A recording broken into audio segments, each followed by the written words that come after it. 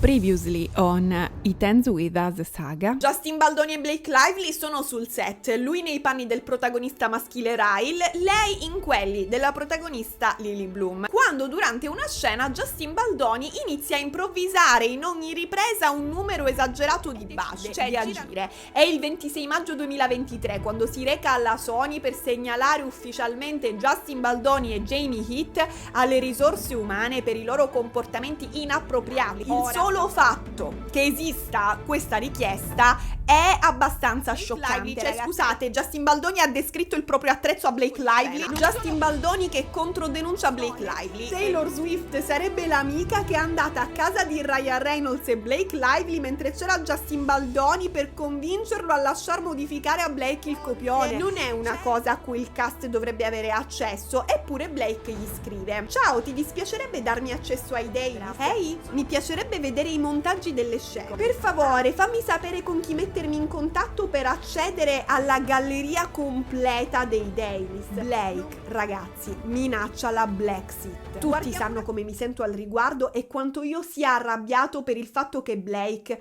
abbia preso il controllo del nostro film. Sventolo la bandiera bianca e mi arrendo. A questo punto tutti sappiamo di cosa è capace. Hey Blake. Ciao a tutti ragazzi e ragazze, bentornati su questi schermi e benvenuti nel quarto capitolo della It Ends With Us saga, la saga che non era finita con loro e che probabilmente a questo punto non finirà mai. Se non avete visto il primo capitolo o se vi siete persi il capitolo precedente, approfittatene e non iniziate. Fate una passeggiata, cucinate una torta, non lo so, abbracciate un albero, fate voi, trovatevi un passatempo, questo è il mio consiglio. Poi se proprio ci tenete, vi lascio in descrizione tutti i link per recuperare i capitoli precedenti. Ma riprendiamo con la versione di Justin Baldoni, dove eravamo rimasti. A Blake Lively, l'attrice protagonista del film It Ends With Us, che invia alla Wayfarer una lista di 17 comandamenti, imponendo con la convinzione di Mosè che scende dal Monte Sinai condizioni non negoziabili per proseguire le riprese. O firmate questi 17 comandamenti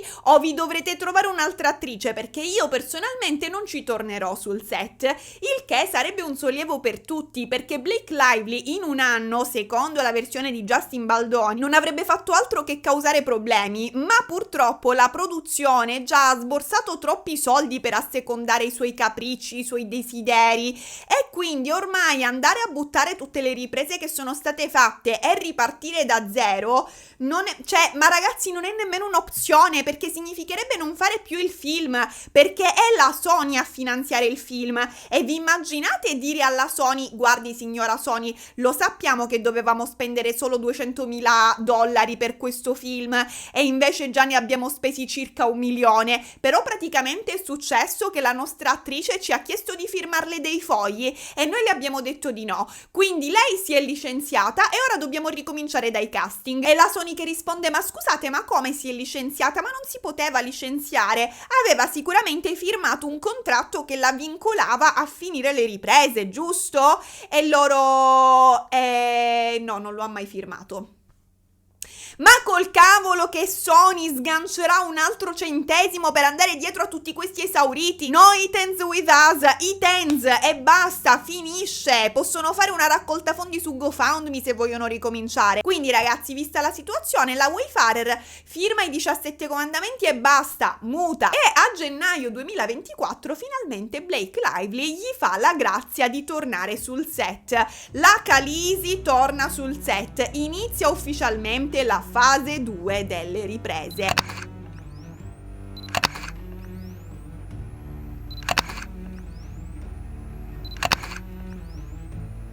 Ma prima di proseguire con il racconto del martirio di Justin Baldoni, cioè con la sua versione dei fatti, c'è qualcosa che dovete sapere. Tra i sostenitori di Justin Baldoni si sono formate ben 2 grandi teorie del complotto che cercano di spiegare in 2 modi diversi tutto il casino che si è scatenato dietro le quinte di It Ends With Us. E io penso che sia meglio spiegarvele subito queste 2 teorie, così potrete fare attenzione, insomma, tenere gli occhi aperti e captare poi ogni dettaglio sospetto nel nel corso della storia. Ho pensato di dare dei nomi a queste due teorie del complotto. Allora sono la teoria della regina dei draghi e la teoria del marito geloso. La prima è la teoria della regina dei draghi. Secondo i sostenitori di questa teoria, Blake Lively avrebbe mirato fin dall'inizio a prendere il controllo del film, aiutata da suo marito, nonché il suo drago Ryan Reynolds. Avete presente Ryan Reynolds, quello che ha preso il controllo del film Deadpool facendo scappare il regista? Lui. Il loro piano sarebbe cominciato il giorno zero, quando Blake ha accettato il ruolo di protagonista di It Ends With Us,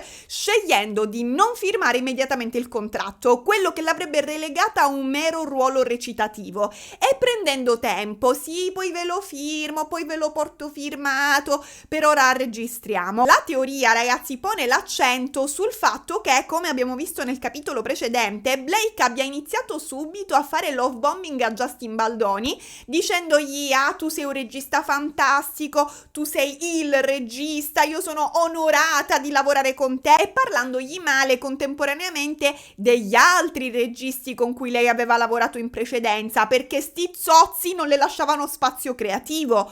Così Blake avrebbe manipolato Justin Baldoni per convincerlo a farle modificare la sceneggiatura, il tutto sotto la pressione di suo marito Ryan Reynolds e della sua ultra potente amica Taylor Swift. Cioè, praticamente la situazione che si era creata era che se Justin Baldoni non avesse accettato le modifiche alla sceneggiatura di Blake Lively, avrebbe scontentato Deadpool e la regina di Eras Tour, e quindi non se l'era sentita e aveva accettato le modifiche. Nel frattempo Blake avrebbe trovato il modo di fare esplodere i costi di produzione in maniera proprio incontrollata. Vi ricordate che aveva fatto acquistare un guardaroba di extra lusso facendo buttare il precedente, e vi ricordate che non si presentava mai alle riprese? Cioè, lei aveva sempre un motivo per non presentarsi sul set: una volta per un viaggio improvviso col marito, una volta perché aveva l'influenza, un'altra volta aveva la faringite, un'altra volta aveva il Covid, un'altra volta ancora aveva un parente malato, poi lo sciopero. Insomma, alla fine, nel corso di tutto il 2023,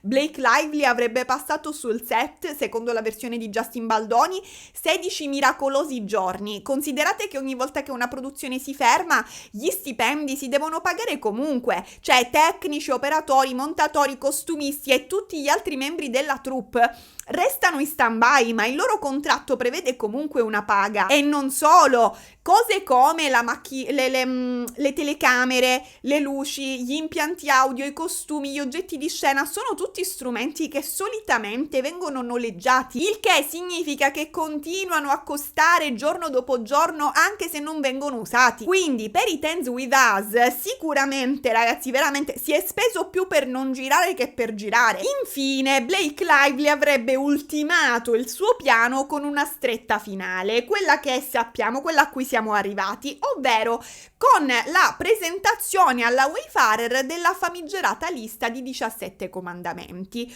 una lista che richiede la presenza di un coordinatore di intimità, dei nudity rider, il rispetto di norme contro comportamenti inappropriati e il divieto di molestie. Tutte cose che secondo la versione di Justin già erano state garantite sul set, eppure il documento insinua, anche se senza dichiararlo apertamente, che sul set si siano verificate queste mancanze, cioè quelle mancanze. Ma Blake dice: se non me lo firmate io non torno, e se non torno il film non si fa più, e se il film non si fa più voi siete rovinati perché già vi siete indebitati troppo con la Sony. E quindi loro la firmano questa lista di 17 comandamenti, perché altrimenti il film se lo possono girare coi parenti. Con questo documento firmato Blake sarebbe riuscita a ottenere una sorta di prova legale che avrebbe potuto usare a suo favore in qualsiasi momento. Se mai avesse voluto accusare la produzione di non avere garantito un ambiente sicuro sul set, le sarebbe bastato dire: ecco, vedete, hanno firmato, quindi lo ammettono che c'era un problema. Così, dopo avere costretto la produzione a firmare la lista dei 17 comandamenti, Blake Lively avrebbe alzato la posta,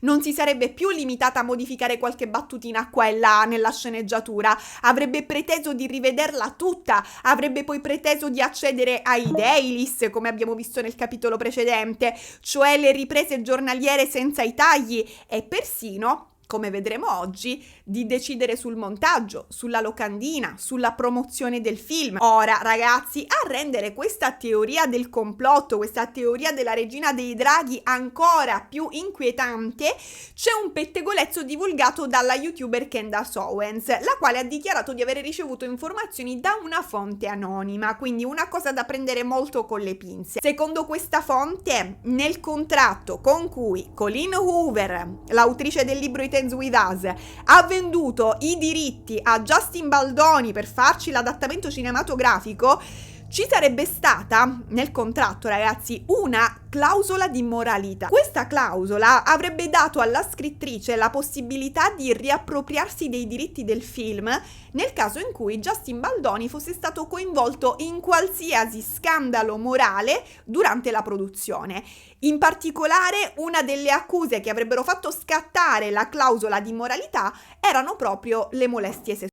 Ora, ragazzi, se davvero questo accordo esisteva, Blake Lively avrebbe avuto un motivo strategico per sollevare questo tipo di accuse, perché nel momento in cui Justin Baldoni avesse perso i diritti e Colleen Hoover li avesse riottenuti, niente le avrebbe impedito di ricomprarli e diventarne ufficialmente regista e produttrice con il controllo totale del progetto. Però, ragazzi, c'è da dire che secondo me, se ci fosse stata veramente questa clausola di moralità, Justin Baldoni l'avrebbe allegata alla denuncia, l'avrebbe scritto: oh, guardate, c'era questa clausola nel contratto, quindi sicuramente puntavano a questo, è per questo che Blake mi ha accusato di molestie. Però non ne parla nella sua giastinuncia, quindi potrebbe pure essere inventata sta cosa, ma proprio su basi molto vaghe, perché comunque moltissimi contratti in queste situazioni prevedono clausole di moralità del genere, non è una cosa particolare. E questa qui era la teoria della regina dei draghi. Questa è probabilmente la teoria più accreditata, quella a cui viene più facile credere, cioè quella che risulta comunque più logica, ma è comunque solo una teoria. Passiamo ora alla seconda teoria del complotto che sta circolando in questo momento. L'avevamo accennata nel primo capitolo, è la teoria del marito geloso. Questa teoria è molto più terra-terra rispetto alla prima, ma non per questo meno interessante, anzi, vi faccio un riepilogo di quello che vi avevo già accennato nel capitolo precedente per arrivare, insomma, a dirvi molto di più. Non vedevo l'ora io di arrivare a questa parte. Secondo i sostenitori della teoria del marito geloso, il vero burattinaio dietro tutto questo non sarebbe Blake Lively, ma suo marito Ryan Reynolds. Ryan, noto per essere un uomo abbastanza geloso, avrebbe iniziato a notare una confidenza un po' troppo eccessiva tra sua moglie e il regista Justin Baldoni. Messaggi pieni di complimenti reciproci: sei fantastico, no, tu sei fantastica, sono onorato di lavorare con te. Messaggi vocali notturni, vi ricordate il messaggio vocale sexy di Justin Baldoni alle 2 di notte? Tra l'altro mi avete fatto notare che lui stava rispondendo a un messaggio che lei aveva inviato pochi minuti prima, quindi comunque lei già di default gli aveva scritto alle 2 di notte, non è che lui improvvisamente alle 2 di notte ha preso il telefono e le ha scritto di testa sua. Poi regali personalizzati, perché tipo lui per il compleanno le aveva regalato la macchina per il matcha e praticamente lo bevevano insieme questo matcha, da quello che traspariva dai loro messaggi. Tutte cose che messe insieme potrebbero aver fatto scattare un allarme rosso nella mente di un marito iperprotettivo, cioè a sto punto sposatevi. Quindi ragazzi, Ryan Reynolds potrebbe aver preteso di vedere i dailies per assicurarsi che sul set non fosse successo nulla di troppo spinto tra sua moglie e Justin. Ma i dailies non avrebbero fatto altro che confermare a Ryan ciò che già sospettava: una chimica tra la moglie e il regista, perché poi veramente gli uomini gelosi, comunque le persone gelose, vedono il pericolo dappertutto. Cioè io mi immagino momenti tipo: dimmi, questo sguardo intenso da film romantico lo prevedeva il copione o l'avete improvvisato? E questo bacio si doveva fare proprio così appassionato o vi è piaciuto e lo avete approfondito di testa vostra? A quel punto la situazione, secondo la teoria del marito geloso, sarebbe degenerata in una lite furiosa tra Blake e Ryan, e Blake, per uscirne fuori senza troppi scossoni nel matrimonio, e considerando, cioè, avendo avuto pure da pochi mesi il quarto figlio, ragazzi, quindi magari cercando di non creare un ambiente domestico troppo teso, avrebbe riversato tutta la colpa su Justin Baldoni, riformulando la storia in modo da apparire come la vittima di un regista invadente e inappropriato. Da lì Ryan Reynolds avrebbe imposto la lista dei 17 comandamenti e la narrazione di Blake come attrice vessata sarebbe presto sfuggita al suo controllo, come vedremo oggi. Ora, ragazzi, di tutto questo già più o meno avevamo parlato precedentemente, ma c'è di più, perché a supporto della teoria del marito geloso c'è, ragazzi, un post pubblicato su Instagram proprio da Ryan Reynolds, che era passato inosservato al tempo. Il 26 luglio 2023 Ryan Reynolds, mentre Blake cercava di farsi dare i dailies, pubblicava su Instagram questo post. Si tratta della scena di un film in cui lui e l'attrice Sandra Bullock sono completamente nudi e si corrono incontro. Nella didascalia scrive Ryan: "Buon compleanno alla inimitabile e splendida Sandra Bullock. Per il tuo compleanno quest'anno ho preso per entrambi dei coordinatori di intimità e un dipartimento delle risorse umane. E vestiti?" Qualcuno ci ha visto in questo post una frecciatina nascosta tra le righe rivolta a Justin Baldoni. Ma perché, ragazzi? Perché se conoscete un minimo Ryan Reynolds lo sapete che questo sarebbe assolutamente da lui. Cioè, Ryan Reynolds è il re delle frecciatine. Filippo è un fan sfegatato di Deadpool, quindi so benissimo di cosa parlo quando vi dico che Ryan Reynolds ha la tendenza a infilare frecciatine ovunque, mirate sia agli amici sia ai nemici. Cioè, lui letteralmente dissa la gente nei suoi film. È un rapper che non ce l'ha fatta. Ad esempio, vi spiego che cosa voglio dire. Vi ricordate che mentre Blake Lively girava I Tens With Us, suo marito Ryan Reynolds era impegnato sul set di Deadpool e Wolverine? Ecco, nel film Deadpool, come sua abitudine, rompe costantemente la quarta parete facendo battute sul mondo reale degli attori che conosce. In particolare se la prende con Wolverine in questo film, interpretato da Hugh Jackman. Siccome comunque sono un duo in questo film, diciamo affrontano l'avventura insieme, allora Deadpool fa spesso battute su Wolverine, ma che in realtà sono su Hugh Jackman, cioè sull'attore che lo interpreta. Per esempio, nel film sentirete Deadpool prenderlo spesso in giro per avere fatto un musical. Ovviamente non è Wolverine che ha fatto un musical, ma l'attore che lo interpreta, Hugh Jackman, che ha recitato recentemente in The Greatest Showman. E quindi Deadpool, insomma, usa questa cosa per scherzare sul fatto che Wolverine sia poco virile, non lo so che cosa vuole dire. Per esempio, c'è una scena in cui Deadpool è in macchina con Wolverine e mette su della musica e fa partire una canzone di The Greatest Showman e c'è Wolverine che lo guarda male. Oppure tipo in un'altra scena se ne esce dicendo: Wolverine di solito si fa vedere a petto nudo, ma oggi no perché si è lasciato andare dopo il divorzio, quindi intendendo che abbia messo su la pancia. Ora, Hugh Jackman, ragazzi, aveva annunciato da poco la separazione dalla moglie dopo 30 anni di matrimonio. Non Wolverine, non era Wolverine ad avere divorziato, ma Hugh Jackman, l'attore che lo interpreta. Quindi noi spettatori ridiamo perché ci sembra che Deadpool prenda in giro Wolverine, due personaggi immaginari, ma quello che succede veramente è che Ryan Reynolds stia prendendo in giro Hugh Jackman in mondovisione, sfruttando il film come scusa per lanciargli battutine, il che sarebbe anche divertente se non fosse che Hugh Jackman non gli può rispondere in quanto lui deve attenersi al copione e in base al copione deve stare zitto. Questo è lo stile di Ryan Reynolds, ragazzi, infilare frecciatine sottili che sembrano parte della scena ma che in realtà sono messaggi diretti a persone reali, anche a chi non c'entra nulla con la trama. Io non ho ancora capito se questa cosa sia una qualche forma di bullismo che si attua abusando del proprio potere o se sia immensamente divertente. Qui non so, aiutatemi voi a rifletterci sopra. Ma a questo punto arriva la parte che ci interessa. Nel gennaio 2024, mentre Blake Lively torna sul set dopo aver fatto firmare questi benedetti 17 comandamenti, le riprese di Deadpool e Wolverine stanno per concludersi. Cioè ormai è tutto pronto, le scadenze sono fissate, gli attori sono pronti per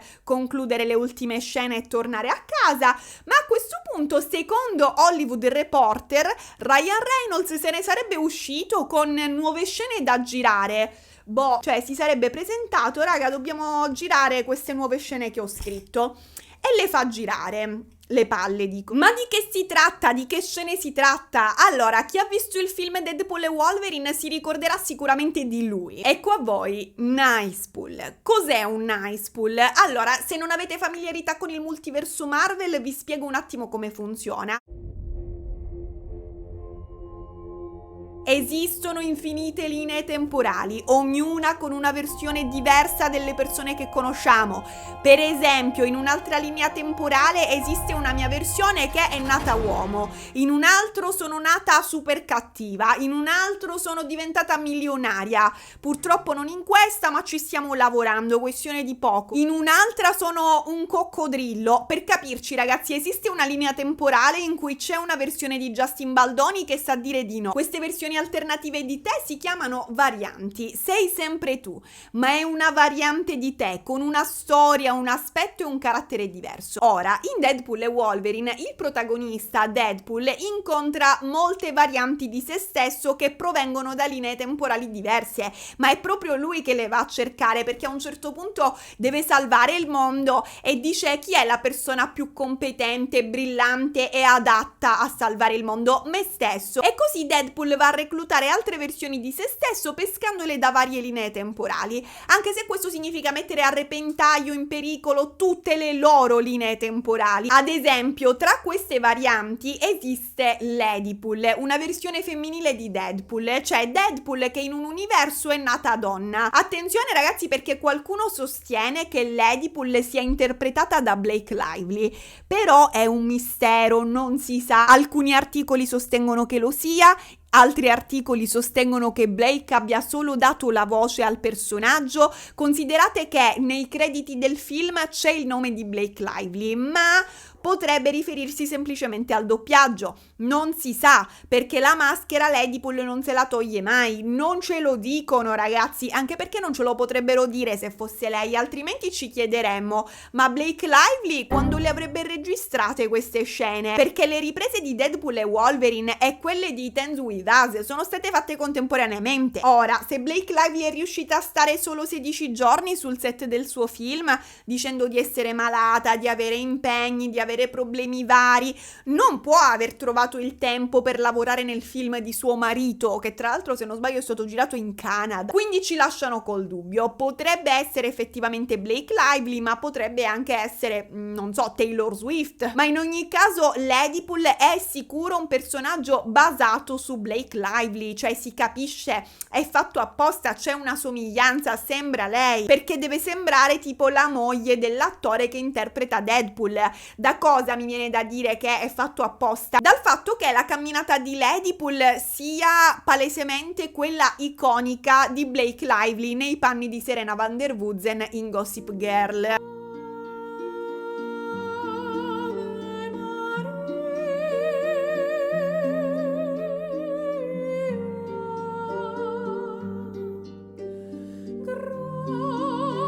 Poi ha dei capelli lunghi, biondo caldo, che richiamano un po' quelli di Blake Lively. Tutto questo potrebbe non essere un caso, perché si dice che il creatore originale di Deadpool, quando ha disegnato Ladypool nei fumetti, si sia ispirato proprio a lei, a Blake Lively. Tenetelo in mente, ragazzi. Ma passiamo ora alle altre varianti di Deadpool. C'è Headpool, che sarebbe una testa zombie di Deadpool, e poi c'è Dogpool, la sua variante animale, un cane brutto come la fame con la tutina di Deadpool. Ora ragazzi, le nuove scene che Ryan Reynolds decide di girare riguardano proprio una sua variante, Nicepool. Questo personaggio pare che fosse già presente nel film, ma con un ruolo meno approfondito, e andava benissimo. Nessuno gli ha chiesto di approfondirlo, nessuno ne aveva veramente bisogno, ma Ryan Reynolds ha deciso di farlo lo stesso. Nel gennaio 2024, nel pieno del dramma dei 17 comandamenti che si sta consumando intanto sul set di sua moglie, Ryan Reynolds decide di dare più spazio a Nicepool, inserendo nuove battute battute e caratterizzandolo meglio. Nicepool, ragazzi, è una variante di Deadpool gentile, ma così gentile proprio fino a dare fastidio, ma è una farsa. È tutta una facciata la sua. Nicepool è uno zozzone. Per esempio, questa è la sua prima scena. La scena inizia con Deadpool che vede un cane orrendo, questo incrocio diciamo tra un Carlino e un Mocio Vileda, che gli corre incontro. È Dogpool, la sua variante animale. Deadpool si innamora all'istante di questo cane, lo prende in braccio, gli sussurra parole dolci, se lo limona, ma poi a rovinare la magia spunta il padrone di Dogpool, Nicepool. Nicepool arriva correndo e urlando: mi dispiace, scusatemi tanto! E già il fatto che si presenti con delle scuse non è un caso, ragazzi, è letteralmente il suo tratto distintivo.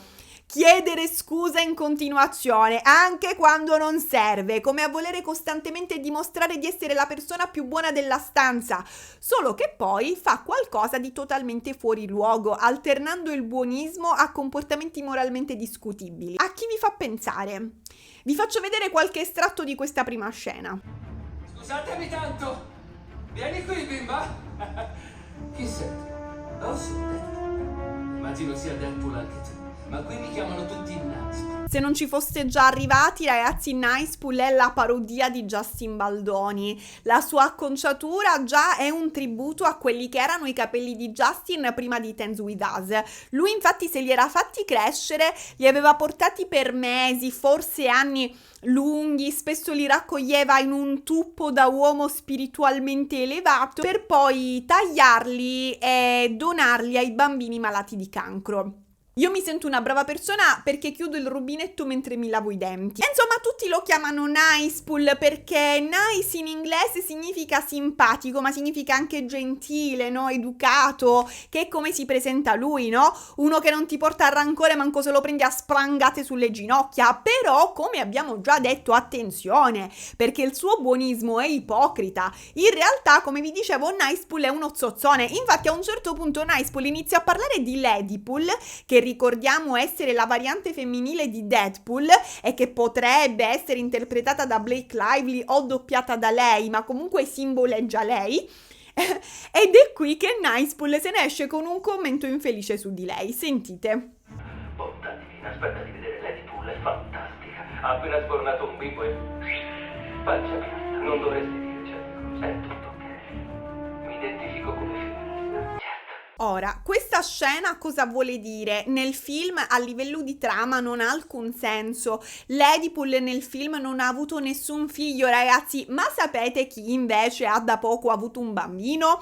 Blake Lively! È palesemente un riferimento al fat shaming che secondo la versione di Blake Lively Justin Baldoni le avrebbe fatto durante le riprese, facendola sentire a disagio per essere ingrassata dopo il parto, cioè lui che la spronava a dimagrire secondo la versione di Blake. Ma non solo, questa battuta sembra anche un modo per sottolineare che Nicepool, e quindi Justin Baldoni, che si è capito sta palesemente imitando, usi il femminismo solo come uno scudo, come un lasciapassare per dire e fare qualsiasi cosa contro le donne senza subirne le conseguenze. Quindi in pratica sembra che Ryan Reynolds stia usando il film per vendicarsi dei suoi problemi personali, diciamo, con Ryan Reynolds. È una cosa questa che al momento dell'uscita del film giustamente non ha capito nessuno, cioè quando è uscito Deadpool e Wolverine io penso che nessuno l'abbia notato perché non erano fatti pubblici, potevano capirle queste battute solo loro e Justin Baldoni, cioè solo Ryan Reynolds, Blake Lively e Justin Baldoni e al massimo gli addetti ai lavori. Quindi non lo so, secondo me è un po' fuori posto come battuta, cioè è come se un attore nel bel mezzo di un film d'azione guardasse la telecamera e dicesse: comunque auguri a mia cugina per la sua laurea. Cioè, perché stiamo parlando di questo? Qual è il collegamento? Ma non finisce qui, ragazzi, c'è un sacco di roba su Nicepool nel film Deadpool e Wolverine. A questo punto, infatti, con una strategica inquadratura, vediamo che Nicepool indossa una tuta talmente stretta da rivelare la sua pistola, le sue pistole, volevo dire, scusate, e Deadpool chiede a Nicepool: ma quelle che hai addosso sono delle pistole placcate in oro? Sì. Poi senza motivo apparente gli fa: posso averle? Ma perché? Cioè, perché dovrebbe dartele? Posso averle? Devi passare sul mio corpo. Cioè, ma perché dovresti chiedere a una tua variante di regalarti le sue armi così a caso, debotto? Non ha molto senso, quindi è possibile, conoscendo Ryan Reynolds, che questa richiesta abbia un qualche significato nascosto. E qui sono partite diverse teorie del complotto. Cioè, secondo alcune interpretazioni, queste pistole d'oro rappresenterebbero i diritti del film It Ends With Us. E sapete chi rappresenterebbe il cagnolino Dogpool secondo questa interpretazione? Colleen Hoover, l'autrice di It Ends With Us. Cioè, a me sembra un po' forzata come cosa. Cioè, secondo me queste sulle pistole, su Dogpool, erano le uniche scene che erano presenti sin dall'inizio. Però, vabbè, secondo alcuni anche questa sarebbe stata una metafora. E vabbè, secondo le teorie, Ryan Reynolds avrebbe rappresentato Colleen Hoover, cioè come un povero cagnolino malconcio che fugge via dal suo padrone Nicepool e che invece sembra preferire Deadpool come papà. Vabbè, questo è un riferimento che capirete oggi più avanti in questo video. Sentite per il momento. Credo che hai già fatto amicizia con Mary Poppins, alias Dogpool. Attento a dove metti le mani al 90% puntucini, capisci? Se perdi di vista per un solo secondo questa civettuola, va subito a caccia di un nuovo papà. Visto che non sei un padroncino responsabile, penso che non meriti questo unicorno. Mi dichiaro colpevole del vostro amore. Non si ripeterà, perché sei così nice. Essere gentili non costa niente. Anche chiudere quella punta è gratis. Come potete vedere, ragazzi, Nicepool si comporta esattamente come Justin Baldoni. Si scusa sempre, promuove l'essere gentile, pacifico, zen. Ma appena interviene Wolverine e gli dice anche chiudere quella cazzo di bocca non costa nulla, Nicepool gli risponde caliente. Cioè, praticamente Wolverine lo insulta e lui reagisce in maniera seduttiva, risultando ancora una volta inappropriato, molesto. Quindi lui sessualizza tutti, ragazzi, sessualizza Ladypool, il cane, Wolverine. Deadpool a questo punto, sempre più perplesso, lo squadra e gli chiede: ma dov'è la tua maschera? Cioè, perché non indossi la maschera da Deadpool? E Nicepool, con aria innocente, si indica la faccia e gli dice: dai! Dov'è la tua maschera? Andiamo, ragazzi. Allora, questo gesto a un primo ascolto sembrerebbe volere dire: ma perché dovrei indossare una maschera? Perché dovrei coprire questo bel visino? Guarda come sono bello! Ma secondo me, ragazzi, sotto sotto vuole significare: guarda la mia faccia, è già una maschera. Vabbè, insomma, a questo punto Nicepool gli fa pure un riferimento al trauma generazionale, cioè uno dei temi centrali in It Ends With Us, guarda caso. Ma la scena più inquietante di tutte, secondo me, è questa qui. Deadpool e Nicepool si stanno salutando. Deadpool deve restituire il cane brutto al suo padrone, un cagnolino che, ricordiamolo, secondo alcune teorie del complotto un po' forzatine, potrebbe rappresentare Colleen Hoover. E sentite cosa dice. Senti, sì, ma se mai volessi darla via o le servisse una nuova casa o se mai gli succedesse qualcosa di invalidante, vorrei essere io il suo papà. Cosa potrebbe succedermi? Un mucchio di cose. Justin Baldoni, che dopo aver visto questa scena andrà a stipulare un'assicurazione sulla vita migliore. Posso dire che mi ricorda quella volta in cui Kanye West fece un video musicale in cui seppelliva il nuovo fidanzato della sua ex moglie, Pete Davidson. Cioè, stesso livello di intimidazione artistica. Cioè, immaginate di essere nella mente di Ryan Reynolds, che sta vivendo la situazione che sappiamo, no? Con la moglie Justin Baldoni, e che ha la moglie che subisce molestie sul setto, che le ha subite, e nel frattempo prende e scrive questa scena, cioè, e poi la registra. Io me lo immagino, no? Mentre si registra, che prima interpreta Deadpool parlando solo, no? Perché non so se l'avete notato, ma Nicepool lo interpreta sempre lui. E quindi prima interpreta Deadpool parlando da solo davanti a sé e dicendo: possono succederti un mucchio di cose invalidanti. Poi subito si cambia, si mette la parrucca di Nicepool, si sposta di angolazione e fa la faccia angosciata, la reaction a ciò che ha detto lui stesso un attimo prima. Ma le scene di Nicepool non sono ancora finite. Verso la fine del film si apre un varco spazio-temporale dal quale esce la cagnolina che corre subito tra le braccia di Deadpool. I due iniziano a limonare mentre Deadpool, finalmente felice, esclama: non ci separeremo mai più, mai più. Ma ecco che dal varco spazio-temporale sbuca fuori pure Nicepool, urlando ovviamente: scusate. Un po' fa ridere. A questo punto Deadpool lo guarda esasperato con il cane in braccio, così, e gli fa: che cosa ci fa qui, Caffè Gratitude? Ora, io non sapevo che cosa fosse Caffè Gratitude, ma ho avuto l'infelice idea di cercarlo su Google. Praticamente, ragazzi, è un ristorante vegano di Los Angeles che è famoso per il suo menù motivazionale. I piatti hanno nomi come: io sono supportato, io sono forte, io sono umile, io sono stellare. Quindi quando ordini un piatto tu sei costretto tipo a farti un complimento. Ma sapete cos'altro ha nel menù Caffè Gratitude? Il frullato di guarigione intestinale con probiotici. E chi se lo ricorda quando Justin Baldoni ha fatto scrivere dal suo coach olistico una cura a base di probiotici per Blake Lively per rafforzare il suo sistema immunitario? Cura che lei nella sua Blake Nuncia ha poi rivelato essere una subdola dieta per farla dimagrire, cosa che Justin Baldoni tra l'altro ha smentito con screenshot e prove inconfutabili, insomma conversazioni in cui parlava proprio con lui, con il coach olistico. Ecco ragazzi, questa battuta di Ryan Reynolds è esattamente come il frullato di guarigione intestinale che si chiama nel menù io sono supportato. In un primo momento fa ridere, però poi in un secondo momento fa cagare. Vabbè, a questo punto dal varco spazio-temporale ciccia fuori Ladypool, seguita da un esercito di varianti malintenzionate di Deadpool.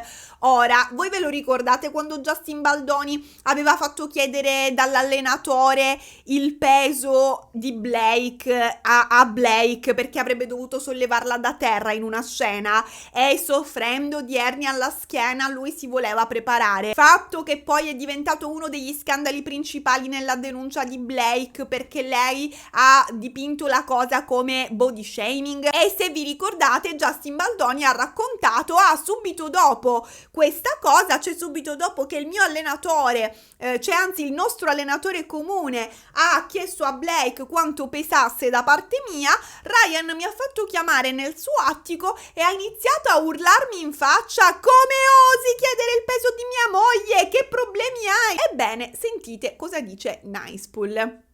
Sono stupidi, ma sanno combattere. Io no, però.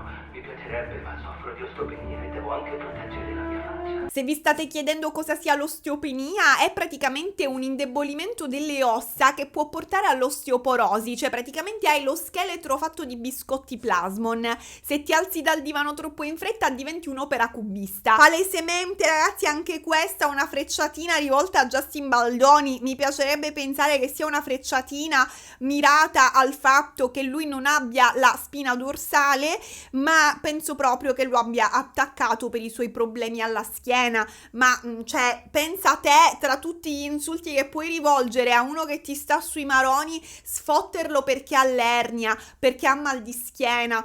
Cioè, ma che battuta è? Secondo questa logica, quindi, secondo la logica di Ryan Reynolds, chiedere il peso di sua moglie, ingiustizia, irrecuperabile body shaming. Prendere in giro una persona per la sua patologia, perfettamente accettabile. Top, sei il king della comicità. Da qualche parte nel multiverso esiste una variante di Ryan Reynolds coerente, ma sicuramente non è questa che abbiamo noi. Detto ciò, che succede a questo punto? Ladypool, che è la cattiva, estrae le armi e inizia a mitragliare Deadpool, il quale afferra Nicepool e lo usa come scudo umano, cioè proprio lo prende e lo piazza davanti a sé facendolo crivellare da Ladypool come uno scolapasta. Vabbè, dopo il primo round questo gruppo formato da Deadpool, Wolverine e Nicepool trova riparo, ma per Nicepool già è troppo tardi, sta morendo. Deadpool si accorge solo a questo punto che, a differenza delle altre varianti, Nicepool, poverino, non c'ha il fattore rigenerante, non può guarire dai colpi, quindi cosa fa? Ovviamente lo prende di nuovo in braccio e torna davanti a Ladypool e glielo tiene mentre lei lo finisce. Lei si accanisce spinge su di lui mitragliandolo ancora e ancora finché a Nicepool non esplode la testa. Un'esecuzione pubblica. Tutto questo avviene proprio davanti a un negozio di fiori.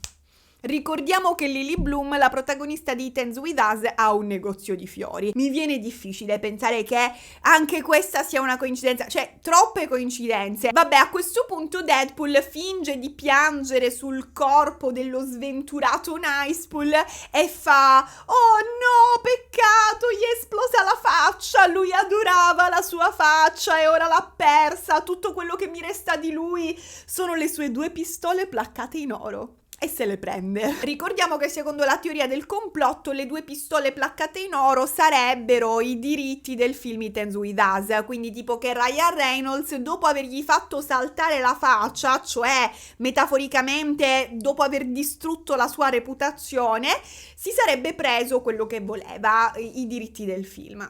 E il cane, ovviamente, il cane, perché gli è successo qualcosa di grave, no, di invalidante, quindi a questo punto tocca a lui prendersi cura del cane. Queste, ragazzi, sono le scene che secondo Hollywood Reporter Ryan Reynolds avrebbe deciso di aggiungere solo nel bel mezzo del dramma dei 17 comandamenti che si stava svolgendo su It Ends With Us, quindi mentre la moglie si lamentava di non essere stata adeguatamente tutelata sul set di It Ends With Us. Ma in realtà ci sarebbe anche un'altra scena che Ryan Reynolds voleva aggiungere ma che è stata tagliata dal montaggio finale, quindi voi non l'avete vista al cinema e noi questa scena oggi ce l'abbiamo proprio qui. Sentite cosa dice Nicepool. I'd be fighting alongside them, but my calling is to one day host a podcast that monetizes the women's movement.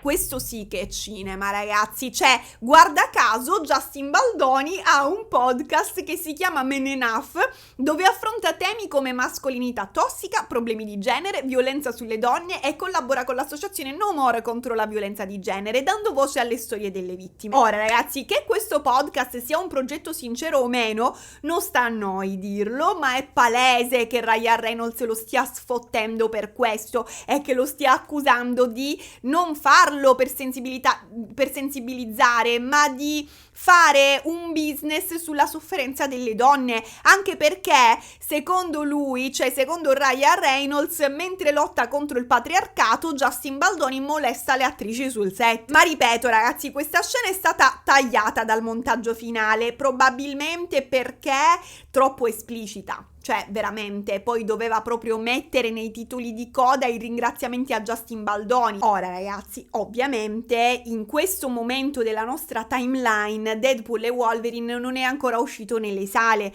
Ryan Reynolds, come vi dicevo, lo sta ancora registrando, cioè queste scene le sta ancora registrando, quindi Justin Baldoni non ne sa niente e non sospetta niente, tanto più. Cioè, per lui i problemi ce li ha su un solo set, quello di It Ends With Us, non certo in un altro set nel film del marito dell'attrice protagonista. Quindi non si farà domande quando tra i titoli di coda di It Ends With Us, il suo film, scorrerà il nome di Gordon Reynolds. Ebbene, ragazzi, nei titoli di coda di Deadpool e Wolverine uscirà fuori lo stesso nome, Gordon Reynolds, indicato come l'attore che interpreta Nicepool. Ma il problema è che Gordon Reynolds non esiste, è un nome inventato, è solo un alias dietro cui si cela Ryan Reynolds. Cioè, sostanzialmente Ryan è riuscito a prendersi gioco di Justin Baldoni non solo nel proprio film Deadpool e Wolverine, ma addirittura maneggiando i crediti del film di Justin Baldoni stesso, infilando un inside joke nel momento in cui It Ends With Us sarebbe finalmente arrivato nelle sale. Il tutto in un film che tratta un tema delicatissimo come la violenza domestica. Cioè, ma a parte che vi starete facendo una domanda, come ha fatto? Cioè, com'è possibile che il regista di It Ends With Us non se ne sia accorto che tra i nomi del cast del suo stesso film ce ne fosse uno che lui non conosceva? Cioè, non se l'è chiesto, ma qua è su Gordon Reynolds? La risposta, ragazzi, arriverà in questo capitolo, ce l'avrete, ma più avanti, non ora, abbiate pazienza perché ho troppe cose da dirvi oggi, veramente non so da dove cominciare. Andiamo per ordine, facciamo un salto in avanti nel tempo, andiamo al 12 agosto 2024, quando il film Deadpool e Wolverine sarà già uscito nelle sale da qualche mese. Ryan Reynolds il 12 agosto 2024 pubblicherà su Twitter o X, che dir si voglia, alcune immagini di Dogpool, la cagnolina Dogpool, che poi è anche detta Mary Poppins, no? Scriverà nella didascalia di questo tweet Ryan Reynolds: Peggy, Dogpool, Mary Poppins ha molti nomi, è ovviamente un membro molto speciale del cast. Quello che molti non sanno è che è stata anche la coordinatrice di intimità su Deadpool e Wolverine, il che è stato un completo disastro dall'inizio alla fine. Che tipo di coordinatrice di intimità saluta ogni mattina scagliando la sua lingua di 81 centimetri nella tua gola fino in fondo allo stomaco? Ma penso che il problema più grande sia che è una maledetta cagna. Ma amo questa cagna quasi quanto lei ama assaggiarmi, ed è una brava ragazza. Vabbè, lui comunque dice è un maledetto cane, cioè dog, non credo che abbia la stessa accezione in inglese che noi diamo al cane femmina, non so se mi spiego. Comunque sia, si tratta di una frecciatina chiarissima alla questione della coordinatrice di intimità sul set di Dance With Us, no? Cioè siamo tutti d'accordo su questo. Ricordiamo che secondo la versione di Justin Baldoni la figura della coordinatrice di intimità già era presente sul set, cioè ce l'avevano la coordinatrice di intimità, mentre secondo la denuncia di Blake Lively o non c'era affatto o comunque magari non era stata efficace, perché effettivamente, ragazzi, ho guardato meglio e lei non dice mai espressamente che non ci fosse. Lei la richiede semplicemente nei 17 comandamenti, insinuando che non ci fosse stata fino a quel momento, ma magari non lo ha specificato, però tipo c'era la coordinatrice di intimità ma non si presentava sul set. Chi lo sa, di sicuro lei non lo ha spiegato bene, il che sicuramente non gioca a suo favore, cioè perché non raccontare le cose in maniera precisa ma lasciarle intendere. Ma qui mi sorge un dubbio in ogni caso: non sarà che Ryan Reynolds sta insinuando che la coordinatrice di intimità infilasse la lingua in bocca a qualcuno? E se sì, a chi? Perché la frase è ambigua. Ve la rileggo: che tipo di coordinatrice di intimità saluta ogni mattina scagliando la sua lingua di 81 centimetri nella tua gola fino allo stomaco? Sta forse alludendo al fatto che la stessa coordinatrice di intimità abbia avuto atteggiamenti inappropriati? Ryan Reynolds ci sta forse suggerendo che la coordinatrice di intimità ci abbia provato con Justin Baldoni? Vabbè, comunque a rafforzare l'attacco contro Justin Baldoni esce anche il merchandising ufficiale di Deadpool e Wolverine. Troviamo in particolare, ragazzi, un libro illustrato dove ci sono scene inedite del film, bozzetti, interviste al cast, insomma roba simile, e proprio qui troviamo approfondimenti sul personaggio di Nicepool, spiegati da Ryan Reynolds in persona. Alla domanda su come sia nato il personaggio, Ryan risponde così: in un certo senso Nicepool è tutto ciò che Deadpool vorrebbe essere. Sai, capelli bellissimi e fluenti, viso perfetto, pistole Desert Eagle calibro 50 placcate in oro e questo splendido completo. Ma la cosa che Deadpool desidera di più è ovviamente Dogpool. Quindi inizialmente Nicepool esisteva solo per introdurre Dogpool, ma poi si è evoluto ed è cresciuto. Quindi, ragazzi, è vero che Ryan ha deciso di cioè che già Nicepool c'era e che ha deciso di dare spessore al personaggio solo in un secondo momento, e questa cosa mi fa anche pensare che, come dicevo prima, in realtà Dogpool non sia una metafora di Colin Hoover, ma che fosse già presente nella trama questo elemento. Vabbè, continua Ryan: l'idea di creare questo personaggio, Nicepool, si basava sui ragazzi di oggi che sono falsamente gentili. Potrebbero sembrare molto progressisti e illuminati. Nicepool stesso si identifica come femminista, ma la verità è molto diversa. Parlano di sé come di alleati straordinari, ma ma sotto sotto c'è qualcosa di un po' falso e probabilmente orribile. Ed eccoci qua. Ryan Reynolds dice che Nicepool rappresenta uomini apparentemente illuminati e progressisti che si dichiarano femministi, che si dichiarano alleati delle donne, ma che in realtà sono falsi, sono persone orribili. E chi è che si è sempre dichiarato femminista, alleato, sostenitore delle donne? Chi è che ha un podcast sulla mascolinità tossica e collabora con associazioni contro la violenza di genere? Chi è che allo stesso tempo, secondo Ryan Reynolds e Blake Lively, avrebbe avuto un comportamento inappropriato con le donne nonostante tutto questo attivismo? Justin Baldoni. E infatti la parte successiva dell'intervista secondo me lo conferma, perché Ryan dice: mi piaceva l'idea che questo tizio Nicepool stesse cercando di mascherare tutta questa falsità con il suo esoterismo, lo yoga, le sciocchezze sull'equilibrio dei chakra e il suo piccolo chignon. Allora, che cosa c'entrano lo yoga e i chakra con Nicepool? Ragazzi, non c'entrano niente, perché nel film Nicepool non pratica yoga, non parla mai di equilibrio interiore, di chakra, non ha niente di spirituale. E allora perché Ryan lo sta associando a tutto questo? Perché, secondo me, Justin Baldoni è un uomo di fede Bahá'í, è ossessionato dall'olismo, si fa seguire da coach spirituali, medita, è tutto così un po' new age. E prima di girare i Dance with Us lui portava i capelli lunghi legati in un piccolo chignon. Cioè Ryan Reynolds ha descritto Justin Baldoni, ragazzi, punto. E conclude Ryan con una frase secondo me un attimino inquietante. Dice: è un po' un finto spirituale, ma è anche un po' uno stronzo. E questo ci permette di non sentirci troppo male nel togliergli la vita in modo brutale. Allora io direi di riaprire i manicomi che a Hollywood iniziano a scarseggiare i posti letto, cioè sembra veramente che li abbiamo mandati tutti lì. Usiamo direttamente le sceneggiature come cartelle cliniche, non c'è neanche bisogno di ulteriori passaggi. Vabbè, ovviamente ragazzi, davanti a questa situazione, davanti a questo Nicepool Gate, l'avvocato di Justin Baldoni non se ne starà certo a guardare. Infatti Brian Friedman, anche detto l'uomo liberato, scriverà direttamente al presidente della Marvel, Kevin Feige, e al CEO di Disney, di cui non mi sono segnata il nome, quindi facciamo Topolino, inviandogli una lettera ufficiale in cui sostanzialmente dice: carissimi, conservate gentilmente tutti i documenti del vostro attore Ryan Reynolds, tutti quelli che insomma riguardano questo film Deadpool e Wolverine, perché ci potrebbero servire da un momento all'altro, visto che nel suo film lui ha palesemente preso in giro il mio cliente.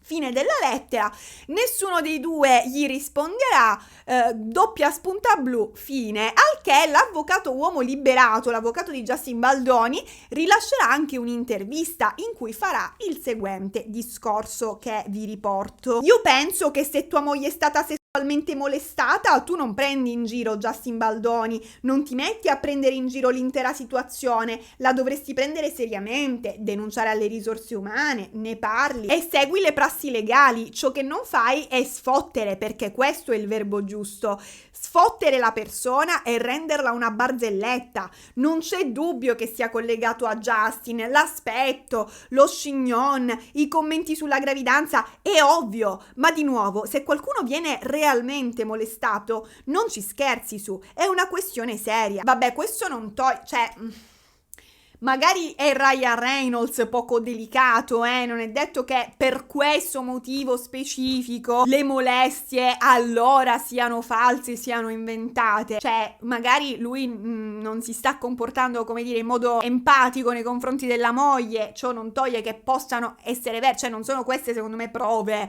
che dovrebbero dirci lei ha mentito. Attenzione, perché può essere pure che c'ha un marito che veramente quando si sveglia, lei si fa il segno della croce perché non sa che cosa combinerà. Vabbè, detto ciò andiamo avanti e torniamo finalmente alla versione dei fatti di Justin Baldoni. Dov'è che ci eravamo lasciati? Il 4 gennaio 2024 si tiene la riunione per discutere della situazione prima di riprendere le riprese. La riunione quindi in cui si parlerà di questi 17 comandamenti.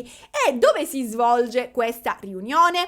Ovviamente nell'attico di Blake e Ryan. A questo punto l'attico di Blake e Ryan è il quartier generale di It Ends With Us. Le riunioni si tengono sempre a casa loro, cioè probabilmente strisceranno il badge per entrare. Quindi ragazzi, Justin Baldoni, il compare Jamie Heath, un dirigente Sony, un produttore, un altro produttore di cui non sappiamo il nome e il primo assistente alla regia si presentano a casa di Blake Lively e a casa di Ryan Reynolds. E appena questi ostaggi si siedono, Blake estrae il telefono e inizia a leggere una lista di accuse, una lista di presunti errori, infrazioni, crimini avvenuti durante la fase 1 delle riprese.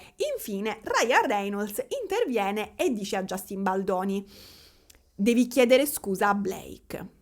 Justin, al che incredibilmente, io non so se crederci, lui dice nella sua versione che, cioè, di aver risposto a Ryan: no, non le chiederò scusa, io non ho fatto nulla e non chiederò scusa per qualcosa che non ho fatto.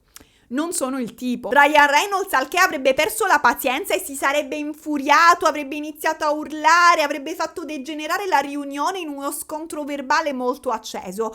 Gli ospiti al che se ne andranno via sotto shock. Ora ragazzi, tutto questo è ciò che Justin Baldoni racconta nella Justinuncia, cioè nella sua denuncia ufficiale. Vi ricordo, parentesi, che abbiamo denominato la denuncia di Blake Lively Blake Nuncia e quella di Justin Baldoni Justinuncia. Chiusa parentesi, al momento in cui registro non ci sono prove che sia andata come la racconta lui questa riunione, cioè che lui abbia risposto no, non mi scuserò perché io non mi scuserò per una cosa che non ho fatto e che di contro Ryan Reynolds gli abbia urlato in faccia. Cioè, per quanto ne sappiamo, Justin Baldoni potrebbe anche avergli risposto: sì, hai ragione, avete ragione, mi sono comportato male, è tutto vero, chiedo scusa, mi identifico come femminista. Ah, poi non so se vi ricordate che nella Blake Nuncia i 17 comandamenti all'improvviso da un momento all'altro diventavano 30, così si espandevano. Ecco, secondo Justin Baldoni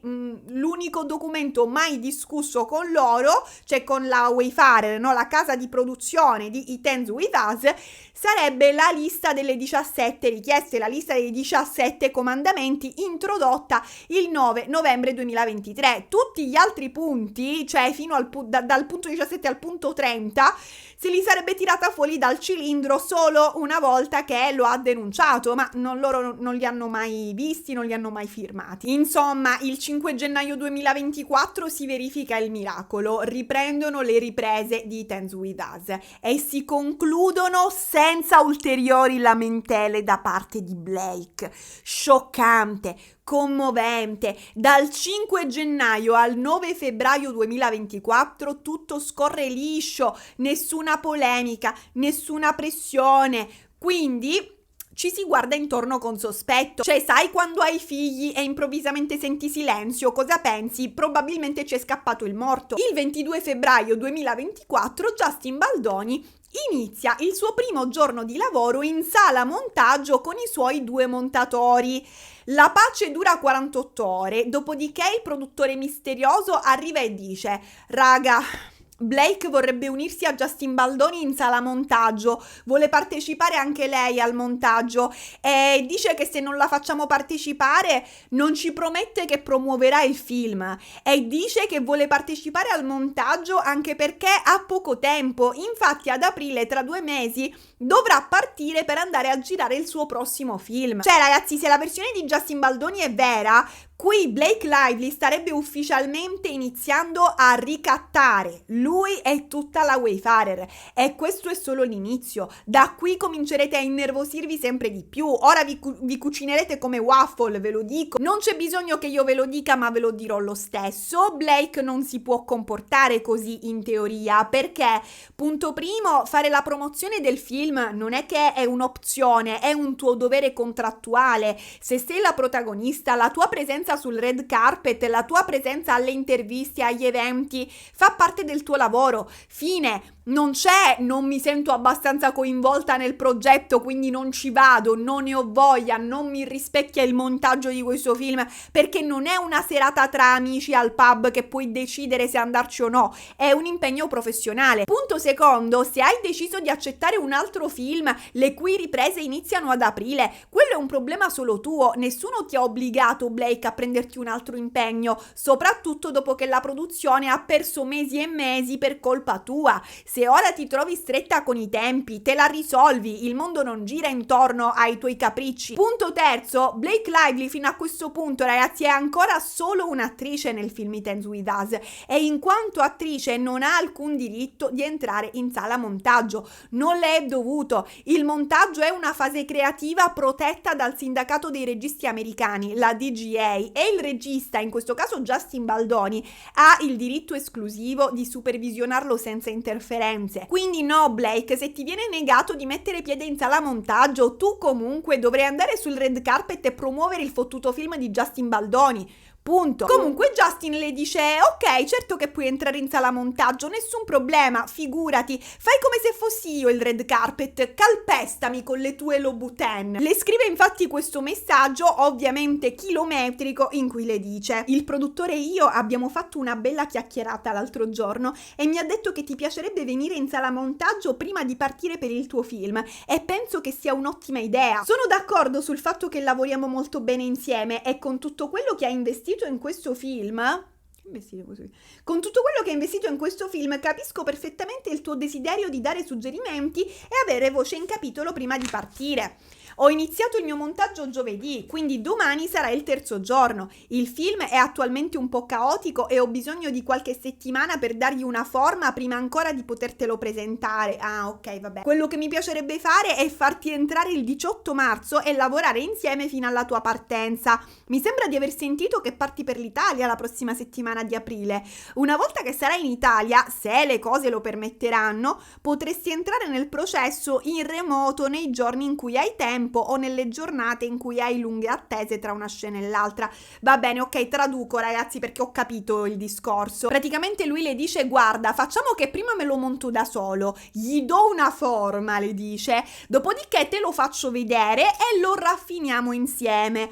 Poi, quando tu subito dopo partirai per andare in Italia a girare l'altro film, se le cose lo permetteranno, seguirai il montaggio da remoto. Cioè, praticamente lui vuole illuderla di starle dicendo di sì, di farla partecipare al montaggio, nella speranza che poi lei mentalmente sia già in Italia, occupata a mangiare spaghetti e a rompere le scatole all'altro regista. Ma Blake non c'è scema, ragazzi, e gli risponde: ma no, ma non c'è bisogno che gli dai una forma tu prima di farmelo vedere, non ti preoccupare, anzi ti sarò d'aiuto io nel ricordare quali scene dovrai montare, gli daremo insieme la forma, gli daremo pure la sostanza insieme. Gli scrive proprio: sarò preziosa per te anche solo nella fase di richiamo alla memoria, mentre metti insieme tutto quello che stai cercando.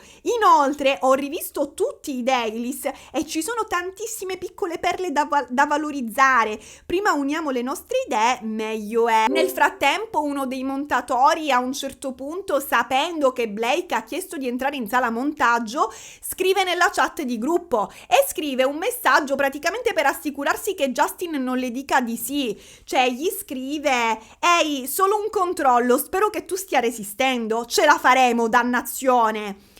Suona più come una preghiera. Loro non la vogliono in sala montaggio, cioè si capisce, preferirebbero probabilmente montare il film bendati con un criceto che gli cammina sulla tastiera. Ma Justin gli risponde: ci ho riflettuto e penso che il miglior modo per procedere spiritualmente e per il bene del film sia stringere i denti e lasciarla entrare. Ho inviato un messaggio chiedendo che si inizi il 18 e poi la faremo entrare fino alla sua partenza e i suoi tagli e aggiornamenti saranno inclusi durante il processo. Vi farò sapere cosa dice. Grazie per essere fantastici. Dream Team! Tra l'altro, se ci fate caso, è proprio la chat dei montatori che si chiama Dream Team.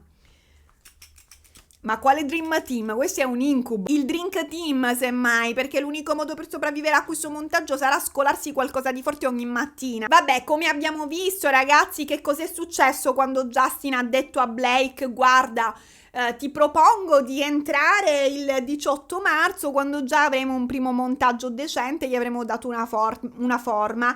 Lei ha risposto no, voglio iniziare subito, sostanzialmente.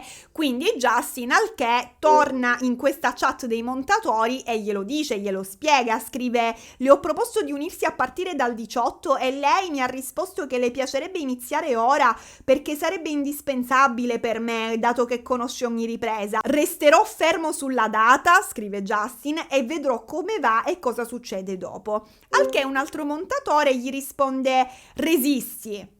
Cioè lo trattano come uno in coma. Resisti Justin, non mollare proprio ora, resta con noi. E in effetti ragazzi, incredibilmente, inaspettatamente lui resiste e le scrive: hey Blake. Io ormai questo Hey Blake lo leggo con la voce sexy. Hey Blake, capisco e so quanto sei stata d'aiuto e continuerai ad esserlo. Ho però bisogno di un po' di tempo per organizzarmi con i miei montatori e immergermi completamente nel film. Ti contatterò alla fine della settimana per aggiornarti sui progressi fatti, così potremo trovare il momento migliore per iniziare a lavorare insieme. Grazie. Blake visualizza e mette solo un like. Ma porca. A questo punto Justin Baldoni e il suo compare Jamie Heath organizzano una chiamata con la Sony per capire come lo devono gestire questo ennesimo capriccio di Blake Lively. Signora Sony, questa si sta infilando in sala montaggio, che cosa dobbiamo fare? Aiuto, SOS! Alla fine della chiamata il dirigente Sony invia questa email a Justin Baldoni in cui gli scrive: siamo tutti con te, alla fine di questo calvario c'è una grande vittoria. C'è anche una grande ulcera però, grossa così. Justin Baldoni e i montatori si chiudono in sala e montano il film alla velocità della luce, cercando di finire prima che Blake irrompa con un sacco a pelo e un termos di matcha. E quando il montaggio preliminare del film è pronto, che cosa si fa? A questo punto si organizza un test di screening, perché è così che si fa a Hollywood a quanto pare. Che cos'è un test di screening? Un test di screening è una proiezione privata di un film non ancora definitivo, che viene organizzata per un pubblico selezionato al quale alla fine verrà chiesto, tramite dei questionari da compilare, su cui mettere le crocette, su cui rispondere con la penna: quanto ti è piaciuto questo film da 1 a 100? L'hai capita la trama? Cosa cambieresti? Insomma, altre domande di questo tipo.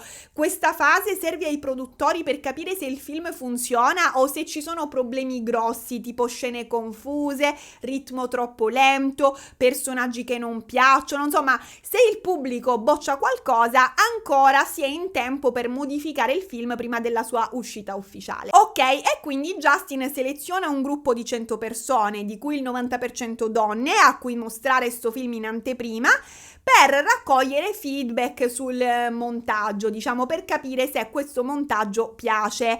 Avendo il film pronto, però, già che c'è, lui che cosa fa? Ne invia una copia anche a Blake e le scrive: hey Blake, hey Blake, dovresti avere il film nella tua casella di posta. Sono molto felice di come sta avvenendo e non vedo l'ora di sentire i tuoi pensieri. Ci vediamo lunedì. Al che Blake gli risponde: non vedo l'ora di guardarlo. Grazie per averlo inviato stasera, a presto. Fin qui sembra tutto molto tranquillo, tutto molto civile. Justin Baldoni ha mandato il film, Blake gli ha risposto in modo educato, non sono stati imposti nuovi comandamenti, nessuno ha minacciato nessuno, vabbè, a parte il ricatto iniziale, che diciamo esiste comunque solo nella versione di Justin Baldoni. Attenzione, non ce ne sono prove.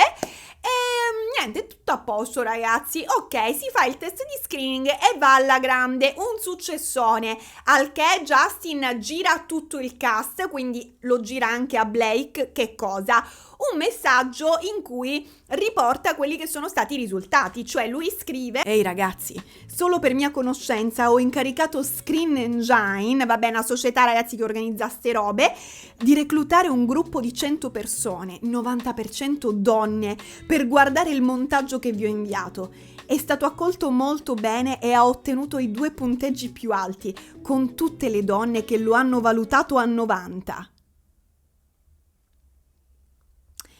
Allora Giustino, non gioca molto a tuo favore farci sapere che tutte le donne il tuo film lo hanno valutato a 90. Ma vabbè, cosa gli risponde Blake? Praticamente appena lei scopre che il test di screening è andato bene, gli scrive: fantastico, per favore inviami il report completo, vorrei vedere tutti i punteggi e anche le schede di valutazione. Sono informazioni preziose mentre ci addentriamo nel lavoro, ma guardati il film e basta, amo, ma che te ne frega, che te ne devi fare delle schede di valutazione? Cioè, vuoi ricompilare pure quelle? Non l'ho capito. Così dovrebbe risponderle Justin, e invece le scrive: te li invierò non appena avrò tutto, lo stanno compilando ora in un foglio di calcolo, solo per i tuoi occhi, ovviamente, cioè non facciamo che li giri nel gruppo WhatsApp con Ryan e Taylor. Nel frattempo Wayfarer ha l'idea geniale di pubblicare questo tweet, tanto per fare incazzare ancora di più Ryan Reynolds, tanto per alzare ancora di più il livello del dramma.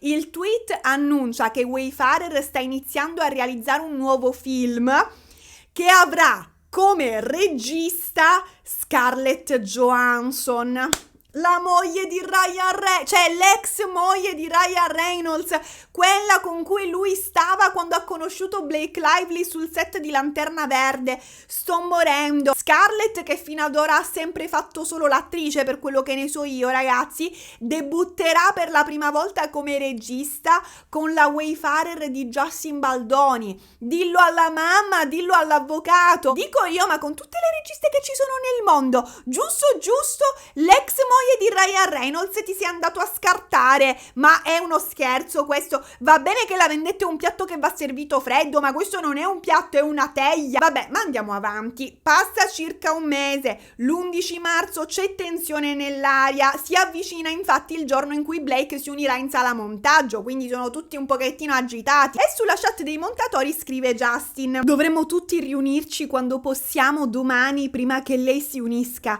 le ho fatto sapere che abbiamo fatto dei test, ha chiesto tutte le schede e anche i dati, quindi lei si unirà il 12 marzo, alla fine non il 18. Vabbè, risponde uno dei montatori: oh wow, mi chiedevo se lo avresti fatto, penso sia stata la scelta giusta, la miglior difesa è un grande film. Ma l'indomani Blake Lively scrive a Justin dicendogli: ciao Justin, sto finalmente iniziando a guardare il film perché nel fine settimana non l'ho guardato. Nel team di montaggio nel frattempo scatta il panico per l'arrivo imminente di Blake. Oh no, sta arrivando. Ci si organizza. Justin scrive in chat: raga, incontriamoci in un'altra stanza dove non dove lei arriverà, metti che poi arriva in anticipo. Cioè, vi giuro, quello che trapela è una tensione che mi ricorda un sacco quando è arrivato l'uragano Milton in Florida. Alla fine però, dopo settimane di ansia, dopo tutta questa tensione, colpo di scena, Blake Lively all'ultimo minuto dà forfait, decide di non presentarsi.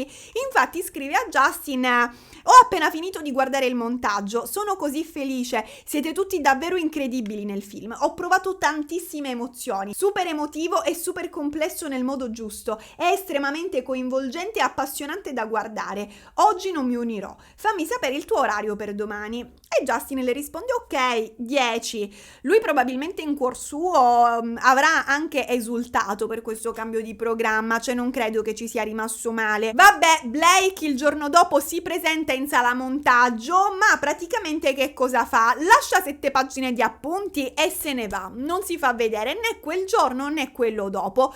Quindi a questo punto Justin e il team si trovano a dover implementare tutte queste modifiche, queste 7 pagine di appunti, cioè meno male che le piaceva sto film, super emotivo, complesso nel modo giusto, estremamente coinvolgente, appassionante da guardare, e poi lascia 7 pagine di appunti, cioè se non ti piaceva che cosa lasciavi? Una tesi di laurea? Vabbè, comunque i montatori se ne stanno lì in sala montaggio a cercare di decifrare le indicazioni di Blake Lively, perdono un sacco di tempo, tanto che a un certo punto Justin Baldoni, esausto, decide di scriverle direttamente un messaggio per avere un chiarimento da lei su una modifica che lei ha richiesto nel montaggio della scena del tetto, e le scrive: ehi Blake, se possibile potresti inviarmi i tuoi pensieri sulla scena del tetto, non siamo riusciti ad affrontarla. Gli risponde lei: in poche parole penso che il cambiamento fondamentale sia considerare questo, il tetto è la scena in cui il pubblico si innamora dell'eroe, questo è l'obiettivo della scena, l'obiettivo del tetto non è la scena in cui il pubblico pubblico si innamora dell'interesse amoroso dell'eroe. Questo verrà costruito man mano in seguito. Ve lo traduco dal blakesco all'italiano. Giustino, questa scena deve far innamorare il pubblico di me, non di te. Rifai tutto perché nel tuo montaggio sembra che il pubblico si stia affezionando al tuo personaggio invece che al mio. Subito dopo glielo dice, il tuo montaggio fa ottenere l'effetto opposto. Ma a sto punto dico io, ma non lo possiamo eliminare il personaggio di Justin Baldoni? Non potremmo, non so, rimpiazzarlo con un cartonato, un ologramma, un post-it? Vabbè, io scherzo ragazzi, però Blake non lo so se ha torto, nel senso, ovviamente non so come sia questa scena, ma se pensiamo che Justin Baldoni interpreta Ryle, cioè l'uomo violento, magari lei vuole dire non è il caso di creare nel pubblico empatia con lui, con il cattivo in questo momento. Cioè noi ovviamente siamo un po' spinti a leggere egocentrismo in questo messaggio di Blake, ma magari lei vuole solo evitare di romanticizzare lo stronzo della situazione. Il problema però qual è qua? Che a livello tecnico non si capisce cosa voglia lei, quali riprese vuoi modificate, quali inquadrature, quali tagli, cosa stai chiedendo. Ma finalmente Blake lo spiega, lo chiarisce, dà a Justin Baldoni delle indicazioni chiare e precise come le previsioni dei Maya sulla fine del mondo. Scrive a Justin: mantieni il fascino e la magia ovunque possibile.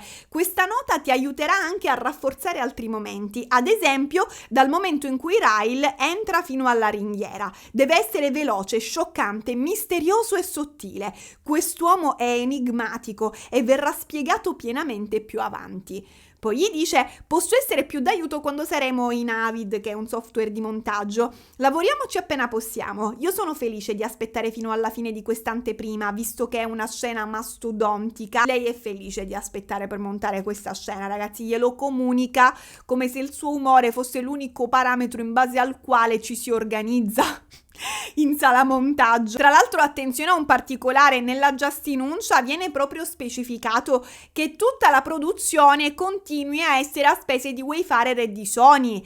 Non vi pensate che Blake stia mettendo soldi? E poi conclude scrivendo a Justin: credo che esista un montaggio che scintilla ed è anche molto più breve. Lo troveremo. A questo punto i montatori iniziano a mandare il curriculum da Leroy Merlin. Hanno capito che preferiscono montare i mobili invece dei film, e fanno bene, perché adesso che cosa succede? Il 3 aprile 2024, secondo la versione di Justin Baldoni, Blake decide che non le basta più partecipare al montaggio con le sue note. No, ora lei vuole stare da sola in sala montaggio con un suo montatore personale, e di nuovo lancia lo stesso ultimatum, cioè dice: o mi fate fare così o io non promuovo il film. Ora ragazzi, anche qui non ci sono però prove di questa minaccia, cioè non ci sono screen di messaggi scritti da Blake con la mano di Blake che dice: se non mi fate fare così io non promuoverò il film.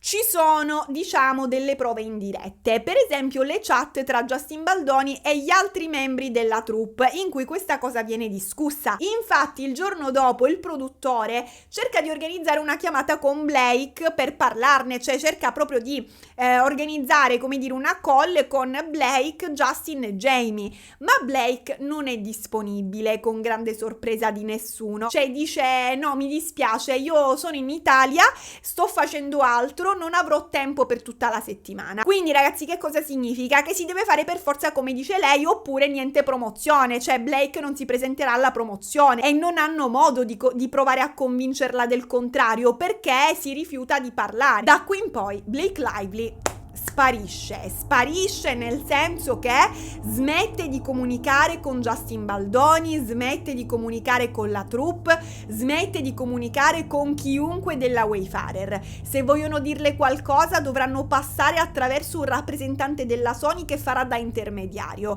cioè Justin, per parlare con l'attrice protagonista del proprio film, dovrà lasciare un messaggio alla reception della Sony, diciamo, sperando che glielo girino, il che per carità avrebbe senso se fosse vero che Justin Baldoni e il compare Jamie l'abbiano molestata. Quello che non ha senso è che lei voglia montare il film, cioè Perché? Perché prenditi i soldi, mollali lì a questi zozzoni e vai avanti con la tua vita. Ma che ti frega di avere l'ultima parola sul montaggio di un film diretto da un uomo che accusi di comportamenti inappropriati? Vabbè, con riluttanza Justin cede. Sì, me la immagino questa riluttanza. Ma certo, non c'è nessun problema, tu sei fantastica, sicuramente dare un grande contributo al montaggio. Le concede 10 giorni in sala montaggio, a patto che le sue modifiche vengano comunque integrate nel montaggio finale del regista, cioè lui. Cioè Justin praticamente poi dovrà montare il film sulla base che Blake ha montato. Ma Blake ancora non è contenta, ragazzi, 10 giorni in sala montaggio non le bastano e dice: no, facciamo che mi mandate un montatore qui a New York. Uno dei montatori di Justin Baldoni deve fare le valigie e andare a New York da lei, addirittura. Blake, non lo so, che facciamo? Ti portiamo il red carpet a domicilio, così pure per la premiere già sei a posto. Ma vabbè, Justin naturalmente accetta subito perché lui è solido come una medusa e scrive ai produttori, parlando della sua montatrice: va bene per me mandarla a New York, ne parleremo a breve. Ma il compare Jamie Heath non è contento e chiede il favore di obbedire a Blake senza sembrare troppo felici. Cioè, almeno questo, facciamolo senza sorridere, facciamo il minimo sindacale della dignità. Scrive infatti il compare Jamie Heath alla Sony: per favore comunicate a Blake che Justin ha accettato, ma evitate di dire in qualsiasi modo che lui pensa sia una buona idea, piuttosto sottolineare semplicemente che Justin ha accettato. Come sappiamo tutti, detestiamo questa situazione, ma dato che Justin sta cercando di trovare una via per andare avanti, ha accettato di farlo. Ok, quindi Justin che fa a questo punto? Passa a chiedere alla montatrice: Blake vuole sapere quando potresti essere lì la prossima settimana. La montatrice si mette a disposizione e gli dice: guarda, io posso prendere un volo o domenica o lunedì. E al che Justin cerca di capire cosa voglia veramente lei e le chiede: e preferiresti essere lì o montare da casa? E l'editor gli risponde: ma io non ho preferenze in realtà. E conclude con queste parole: voglio che Blake senta di ottenere ciò che vuole, così possiamo lasciarci alle spalle questa sua necessità e andare avanti. Quindi ragazzi, qui non si tratta più di cosa sia meglio per il film, l'obiettivo sembra essere assecondare Blake, sopravvivere a Blake finché non arriviamo finalmente alla fine. Al che Justin le risponde: per la cronaca ha ottenuto ciò che voleva per tutto il film e sta ottenendo di montare, che è quello che vuole, ricordiamolo, lol. Ma gli risponde l'editor: non voglio darle l'opportunità di dire: beh, dato che la montatrice era a Los Angeles potevamo lavorare solo certe ore, quindi ho bisogno di più tempo e non ho ottenuto quello che mi serviva, o qualunque altra cosa possa essere. E Justin, il punto è che se pensi che sia meglio e vuoi andare lì, nessun problema, e anche se preferisci di restare a casa possiamo dirlo, voglio solo che tu faccia quello che è meglio per te.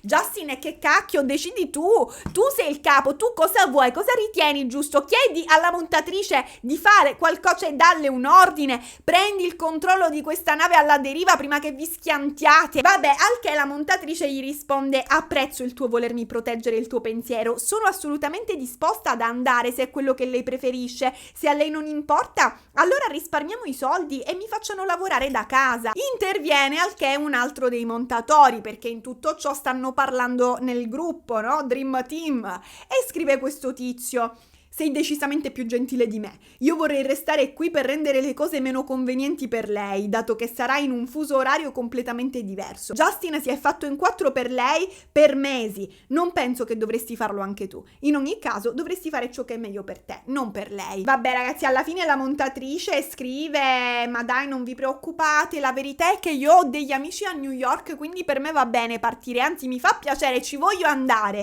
E si mettono d'accordo che faranno così. Ok, ed è qui che Justin ha un'idea, elabora un piano diabolico, propone al team di fingere che la montatrice non voglia andare a New York. Perché? Perché secondo lui in questo modo Blake insisterà ancora di più e solo a quel punto lui cederà e la manderà comunque a New York.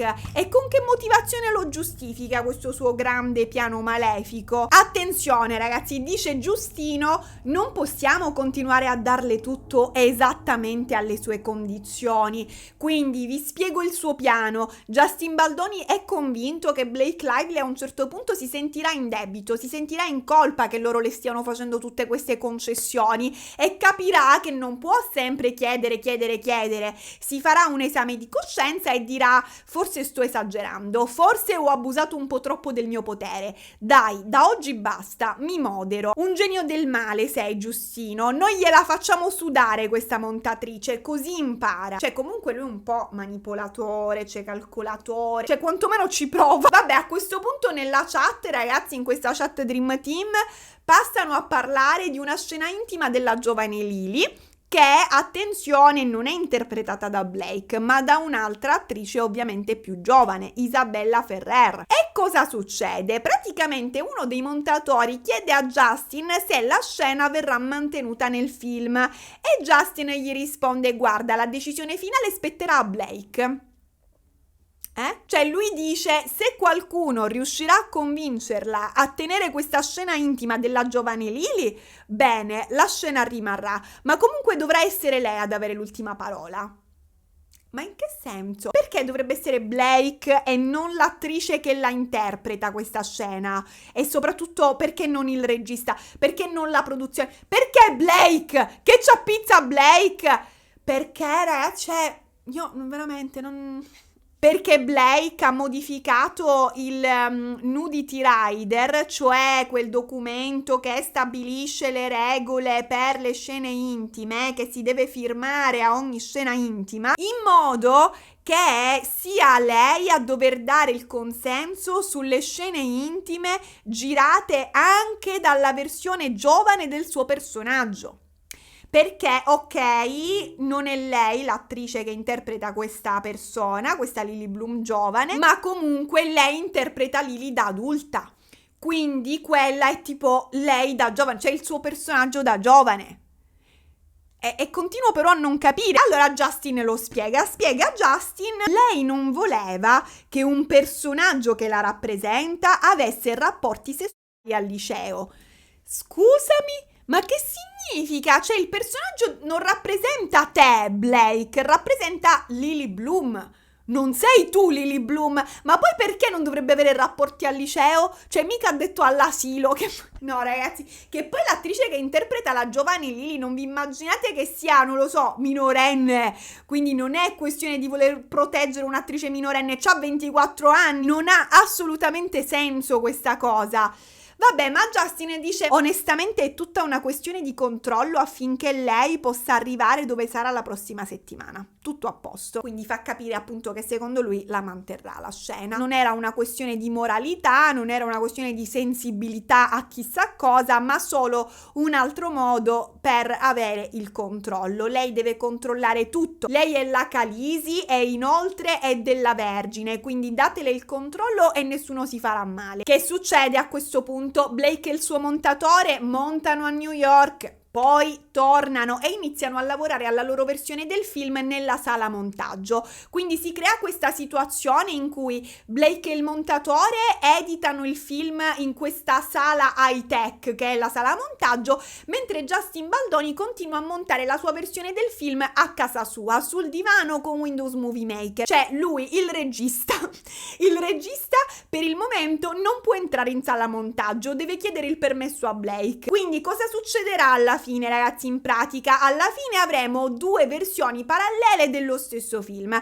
Da una parte ci sarà il film di Blake Lively, dall'altra parte ci sarà il film di Justin Baldoni e qualcuno dovrà scegliere quale dei due mandare al cinema, e voglio sperare che quel qualcuno sarà Dogpool, la persona che mi sembra più lucida in questa vicenda. Nel frattempo Blake Lively chiede alla Sony di poter coinvolgere nuovi collaboratori nella sala di montaggio, cioè lei vorrebbe altri montatori. Non le è bastato avere 10 giorni per lavorare indisturbata in sala montaggio con un montatore, vuole ampliarsi il team. A questo punto Sony prova a metterle un freno e le scrive in una mail: questo è un film di Wayfarer ha il taglio finale e gestisce il processo, noi siamo solo investitori e distributori. Per la prima volta qualcuno ha osato dire a Blake che il film non è suo ma della Wayfarer. Ragazzi, è un atto di audacia che mi sta facendo sudare freddo come Iron Man quando sta per schioccare le dita. Sony ha sfidato qualcosa di infinitamente più grande di lei, la Khaleesi. Dopodiché Sony conferma a Wayfarer che la richiesta di Blake è respinta. No, assolutamente non potrà portare altri collaboratori in sala montaggio. Punto. Fine. The end. Lo sentite il silenzio? A questo punto il compare Jamie Heat, che non vede l'ora di riprendersi la sua sala montaggio, manda un messaggio a uno dei produttori e gli dice: senti, tu che la senti, tu che hai il coraggio, ricorda all'agente di Blake che il 1 maggio sarà il suo ultimissimo giorno in sala montaggio. Ultimissimo, non uno di più, non uno di meno, te lo deve giurare su Deadpool 4. Secondo voi come va a finire? Blake chiede un'estensione, vuole rimanere in sala montaggio fino all'8 maggio, quindi chiede una settimana in più.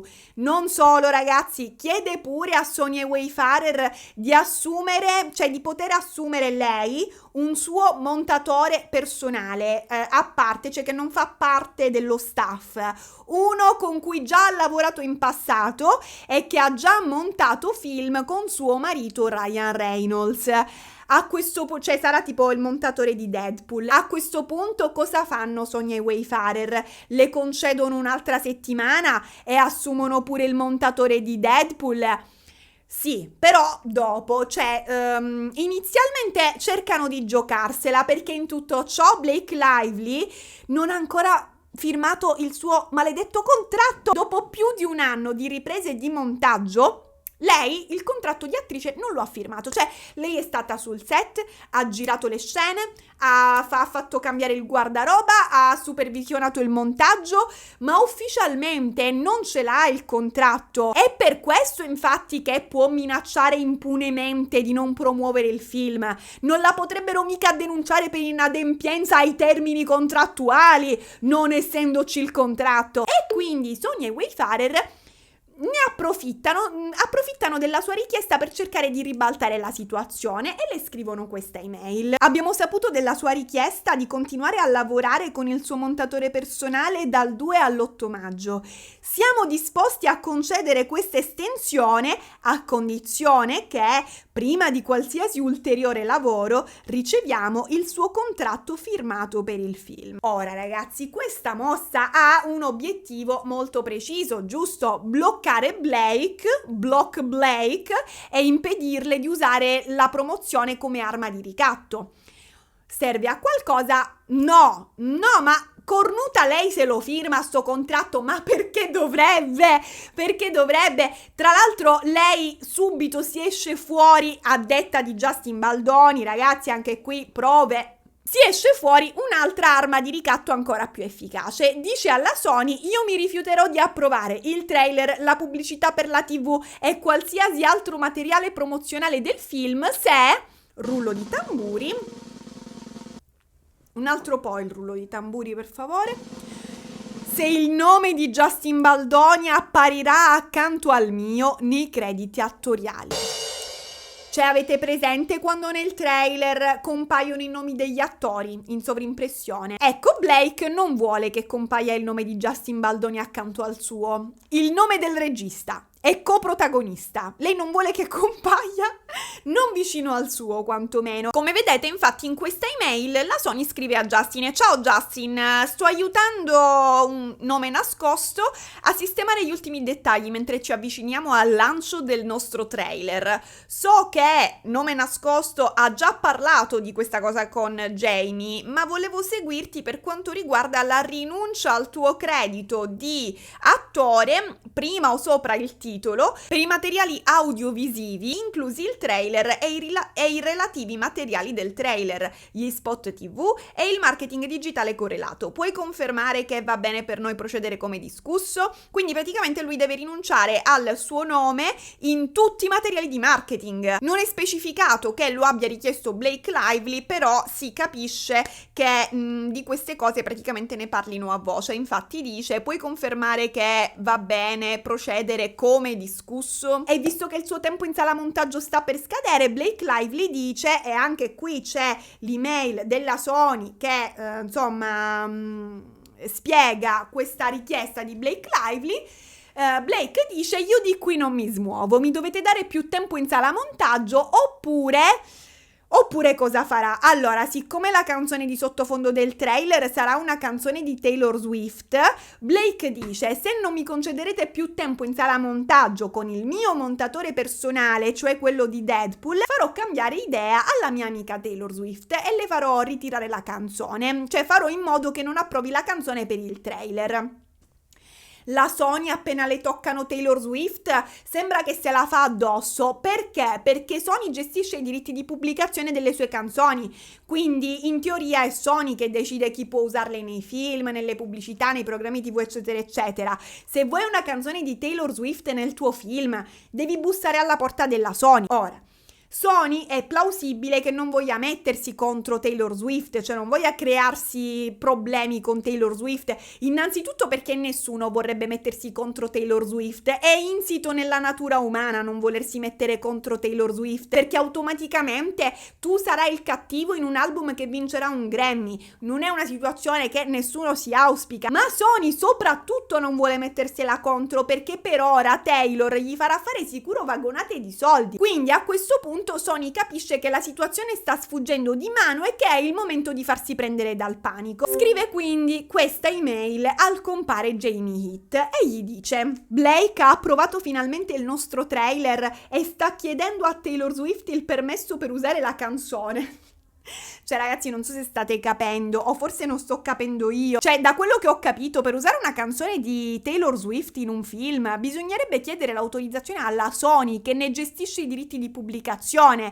Blake invece, pur essendo in contatto con la Sony e pur non essendo la regista del film, non si rivolge alla Sony, no, lei chiede direttamente il permesso a Taylor Swift in persona perché è sua amica, come se fosse una questione tra amiche, capito? Tipo scambiarsi i vestiti, non è una trattativa tra major e artisti, capito? Ma non è finita, subito dopo Sony aggiunge, scrivendo sempre al compare Jamie: ma ovviamente ha appena chiesto più tempo con il suo montatore personale.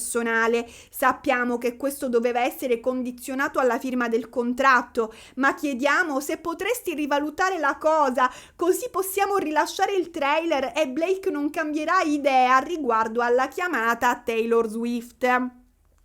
Quindi ragazzi, la Sony sta implorando il compare Jamie Heat di concedere a Blake Lively più giorni in sala montaggio, anche se avevano stabilito che l'estensione sarebbe stata concessa solo a fronte della firma del fottuto contratto. Si stanno rimangiando tutto! Blake non ha ancora firmato un contratto dopo oltre un anno di riprese, continua a pretendere favori e Sony, anziché imporsi, crolla ai suoi piedi. Sony, non si capisce come, si è ufficialmente sottomessa a Blake Lively. Cioè, ma questo set sta per diventare il suo fan club. Più influente di Blake in questo mondo è rimasto solo il Papa e giurerei che qualcuno se ne stia occupando. Il compare Jamie è pieno, ragazzi, pieno come un treno regionale all'ora di punta e si rifiuta di cedere a questo ennesimo ricatto, perché il ricatto a questo punto è evidente, cioè dalla mail di Sony traspare che c'è in corso questa dinamica, perché dice Blake ha chiesto più tempo con il suo montatore personale, lo so che avevamo deciso che gliel'avremmo concesso solo in cambio della firma del contratto, però per favore ritiriamo questa richiesta, altrimenti Blake cambierà idea riguardo alla chiamata a Taylor Swift e non possiamo rilasciare il trailer. Praticamente le cose sono collegate, cioè se non le concediamo più tempo in sala montaggio farà una chiamata a Taylor Swift e non ci farà rilasciare il trailer. È lampante, è palese. Quindi ragazzi, Jamie si rifiuta, dice no, assolutamente no, noi non daremo più tempo a Blake Lively, avete scassato la minchia. Non siamo origami, non ci piegheremo a ogni sua richiesta. Ma al che il dirigente della Sony gli risponde: se non volete collaborare causerete ritardi e danneggerete gravemente il film. Buona fortuna. Ah, loro? Ma si sta ribaltando la situazione, loro causeranno ritardi perché fino ad ora stavano andando puntuali. Cioè è più di un anno che Blake Lively cambia continuamente le carte in tavola, che nel curriculum ci può mettere croupier, e ora eventualmente a danneggiare il film sono loro. Dai, niente ragazzi, Justin e Jamie si guardano in faccia e dicono: li abbiamo persi, a posto, abbiamo perso la Sony. E vabbè, alla fine il 3 maggio 2024, stando così le cose, Wayfarer cede alle richieste. Blake Lively ottiene più tempo in sala montaggio e non solo, ritirano ufficialmente la richiesta di firmare il contratto di attrice, come dimostra questa email inviata dal compare Jamie Heath all'avvocato di Blake Lively, in cui c'è proprio scritto: alla luce delle conversazioni avvenute negli ultimi giorni, abbiamo ritirato la nostra richiesta affinché la vostra cliente firmi il contratto, al fine di estendere il tempo con il montaggio. A partire dalle 15, Blake e il suo editor avranno pieno accesso al film e continueranno ad averlo fino al 10 maggio. Ora ragazzi, se la versione di Justin Baldoni è vera e lui non si sta inventando niente, dico io, ma a che livello di sottomissione siamo arrivati per ritirare persino la richiesta di farle firmare un normalissimo contratto da attrice? Una formalità basilare, ragazzi, richiesta a chiunque al mondo, se vuole girare un film, deve firmare un contratto. Cioè non è possibile che Blake Lively che lei firmi solo autografi nella sua vita. Comunque, vabbè, ormai hanno capito in base alla versione di Justin che è inutile provare ad imporsi, quindi non le chiederanno più di firmare nulla e le chiedono solo una cosa: per favore Blake, consegnaci il tuo montaggio entro l'8 maggio, così che Justin Baldoni abbia il tempo di visionarlo e integrarlo nella versione finale del film. Fine, solo questo ti chiediamo, l'8 maggio. Blake termina il 10 maggio e si rifiuta di consegnare il suo montaggio a Justin. Non te lo do, attaccati. Blake chiama Sony e dice: pronto Sony, senti, prepara i soldi per un mio evento privato perché voglio mostrare la mia versione del montaggio ai miei amici e alla mia famiglia. Voglio raccogliere feedback prima di proseguire con il lavoro. Justin Baldoni non sarà invitato naturalmente. E babba Sony paga. Non solo, partecipa alle spese anche Wayfarer. Questa è la versione riportata nella Justinuncia, ragazzi, ma non ci sono prove, non ci sono scontrini, non ci sono fatture, quindi questa cosa che loro abbiano pagato sto evento potrebbe anche essere inventata, non lo so, però ci sono prove che l'evento si sia svolto. Infatti, se guardiamo questo calendario possiamo vedere che il 18 maggio Blake Lively si è tranquillamente fatta il suo evento Friends and Family a New York, proiettando la sua versione del film It Ends With Us ad amici e famiglia, come se fosse il filmino del suo matrimonio. Cioè, non ha senso questa cosa, perché il test di screening si fa con un pubblico di sconosciuti, perché servono giudizi onesti. Ma secondo voi, gli amici di Blake che cosa potrebbero mai dirle? Guarda, è brutto, datti all'ippica. Cioè, non glielo direbbero mai. Nel peggiore dei casi le direbbero: wow, è sicuramente un film che esiste, apprezziamo la tua passione. Cioè, si tratta, ragazzi, di una seduta di autocompiacimento per Blake Lively, un evento in cui lei potrà flexare il film che racconterà di aver fatto lei, cioè un evento in cui verrà elogiata da amici e famiglia. Tanto non ci sarà mica il regista lì a dire: ma vedi che sto film è mio. In tutto ciò, il motivo di far pagare a Sony e Wayfarer questo evento non esiste. Cioè, Blake poteva tranquillamente invitarsi la famiglia, gli amici nel suo attico, a casa sua, mettere il film in una chiavetta USB e farglielo vedere in soggiorno. Cioè, non si può sentire che Blake Lively si fa rimborsare le patatine. Devo dire che mi lascia molto perplesso questo punto della denuncia di Justin Baldoni. Cioè, mi insospettisce molto, ragazzi, e qui devo essere onesta, il fatto che ci siano prove di tutto, cioè Justin Baldoni ha screenshot e prove veramente di ogni cosa, tranne di quei punti chiave che cambiano tutto, cioè il momento in cui Blake Lively ricatta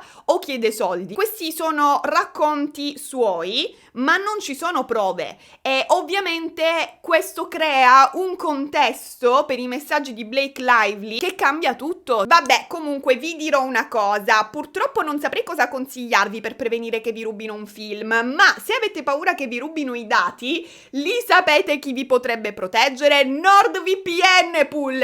E ora passiamo la linea al supereroe di cui abbiamo davvero bisogno. NordVPN Pool, come ci aiuterai? Io sono NordVPN Pool. La mia missione è proteggere il mio mondo dai pericoli digitali, che non vorrei spaventarvi, ma sono tanti. Esiste un posto chiamato Dark Web dove ci si trova di tutto, anche la sceneggiatura originale di It Ends With Us. Ma se sul Dark Web ci dovesse finire la tua email, io ti avviserei immediatamente. Attraverso i miei poteri come il Threat Protection Pro bloccherò per voi le pubblicità pericolose, i link che mi sanno di phishing e i siti che non mi piacciono proprio per niente.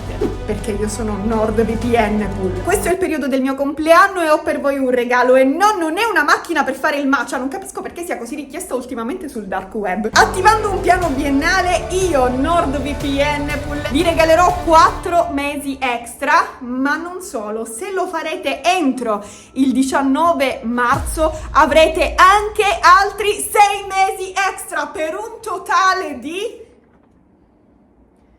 34 mesi al prezzo di 24. Un affare, ma siamo sicuri di questa cosa? Secondo me ci andiamo a perdere. E nel caso vi preoccupasse la sicurezza dei vostri dati più sensibili, abbiamo anche NordVPN Dog. Lui è il coordinatore delle cronologie. Nel caso in cui qualcosa vi puzzerà, lui lo annuserà prima che sia troppo tardi. Come dici? Dice che vi puzzano i piedi. Ma non finisce qui, perché magari non vi interessa la sicurezza informatica, ma vi interessa solo cazzeggiare su internet. Ebbene, NordVPN Pool pensa anche a voi. Con NordVPN potrete navigare come se foste in Italia, anche se in realtà vi trovate dall'altra parte del multiverso, anche se vi trovate nel void. Siate nice, NordVPNatevi. Molto bene, grazie NordVPN Pool. Torniamo a noi. Justin Baldoni, deciso a difendere la sua versione del film, organizza un altro test screening. Lo fa il test di screening a Aliso Viejo, una cosa simile, che è un posto che non importa, ragazzi, cioè potrebbe essere stato anche Partinico, a noi non cambierebbe nulla. Il film ottiene un incredibile 94% di gradimento tra le donne sotto i 35 anni, quelle che saranno il pubblico principale del film, il target del film. Quindi la colonna che interessa a noi nella scheda di valutazione è questa, donne sotto i 35 anni. Un trionfo! La sua versione funziona, non servono ulteriori modifiche, cioè in teoria non servirebbero le modifiche che Blake vuole fare al film, perché, cioè, funziona, 94% di gradimento, possiamo andare nelle sale, non c'è bisogno di continuare a fare la borlime, giusto? Cioè si rischierebbe persino di ottenere l'effetto opposto, cioè di danneggiare un film che funziona bene. Quindi, che succede a questo punto? Entusiasta, Justin manda i risultati nella chat dei montatori, il Dream Team, e gli risponde uno degli editor: spero che Blake ne abbia ricevuto una copia. E Justin gli fa: no, non penso, comunque non importerebbe, lei ha già deciso, noi ci concentriamo su ciò che è meglio per il film, andrà tutto bene. Solo per curiosità, avete dato un'occhiata alla sua versione del montaggio e se qualcosa è cambiato? Ed è qui che un montatore, ragazzi, gli risponde: mi è stato appena detto che non ci è permesso guardarla. E Justin: ah, wow, quando è successo? E i montatori: Sony, questa sera. E Justin: wow, ok, allora, i montatori e il regista non sono autorizzati a guardare il montaggio di un'attrice. Ho capito, bene, andiamo avanti, continueremo a mantenere la rotta. Quindi il circo continua e il 16 maggio 2024 finalmente esce il trailer di It Ends With Us. Il trailer viene presentato a un evento da Justin Baldoni e Colleen Hoover, la scrittrice del romanzo. I due appaiono insieme così, a braccetto, amorevolmente. Quando un intervistatore chiede a Colleen che cosa ne pensi di Blake Lively come attrice protagonista, lei risponde: ah, non avrei mai immaginato nessun'altra Lily Bloom, sin da subito tra me e lei c'è stata chimica. E al che Justin interviene e dice: sì, Blake potrebbe sviluppare una chimica persino con un albero. Cioè, un albero si metterebbe a dire: wow, Blake è fantastica. Secondo me lui voleva dire una cosa carina, ma gli è uscito involontariamente il rancore. Vabbè, e Blake, a meno di 48 ore di distanza, Blake organizza la sua famosa serata esclusiva con amici e famiglia, perché aveva detto di volerla organizzare, ma ancora non l'aveva organizzata, e mostra loro la sua versione del film. Non si sa nulla di come va questa serata, dei feedback che hanno dato amici e famiglia, ma non finisce qui. Il 20 maggio 2024 Blake chiede ufficialmente il suo test di screening. Ovviamente, secondo la versione di Justin Baldoni, lei avrebbe accompagnato la sua richiesta con il solito ricatto: se non mi fate fare questo test di screening non promuoverò il film. Ma anche qui, ragazzi, prove zero. Addirittura, secondo Justin Baldoni, a questo punto Blake avrebbe avanzato un ricatto ancora più pesante, una velata minaccia di distruggere la carriera di Justin Baldoni con una serie di false accuse. Sarà vero? E chi può dirlo? Prove non ce ne sono. Comunque, ragazzi, Blake sta di fatto che ottiene quello che vuole. Farà anche lei il suo test di screening, anche se questa dovrebbe essere esclusiva del regista, ed è una cosa che immagino costi un botto, quindi proprio un extra, un regalo fatto a un'attrice. Ma Sony questa volta decide di mettere dei paletti. Blake, se la versione di Justin Baldoni avrà ottenuto un punteggio migliore della tua, tu farai un passo indietro e promuoverai il film senza creare ulteriori problemi, hai capito? E Blake avrebbe accettato: sì, tu mi dici quello che devo fare e io lo faccio. Il 30 maggio 2024 si fa questo test di screening della versione di Blake. Lo si fa sempre ad Aliso Vieio, vabbè, a Partinico, diciamo, dove avevano testato quella di Justin Baldoni. E come va questo test di screening? Male. La versione di Blake ottiene un ridicolo 82% di gradimento tra il pubblico femminile sotto i 35 anni. Ricordiamoci che la versione di Justin aveva fatto registrare un incredibile 94%. Quindi Blake ha ottenuto ben 12 punti in meno di Justin.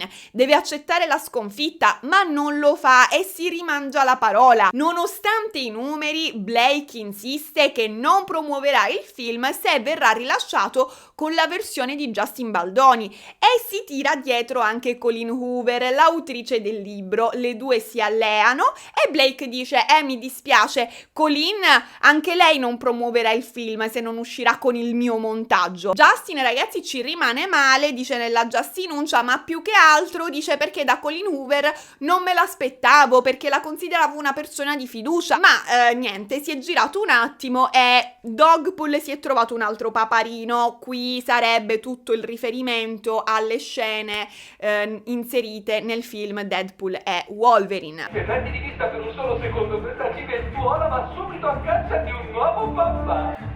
Visto che non sei un padroncino responsabile, penso che non meriti questo unicorno. Il che però non ha molto senso, in quanto a questo punto il film Deadpool e Wolverine è già pronto, cioè nel senso è già stato registrato da mesi. E quindi, ragazzi, dopo aver dedicato anni a questo progetto, Justin Baldoni si ritrova a guardare finalmente per la prima volta il film montato da Blake Lively, consapevole che sarà praticamente quello definitivo. Questa email che vedete è proprio l'ultimo disperato tentativo di Wayfarer di mantenere un briciolo di controllo sulla situazione.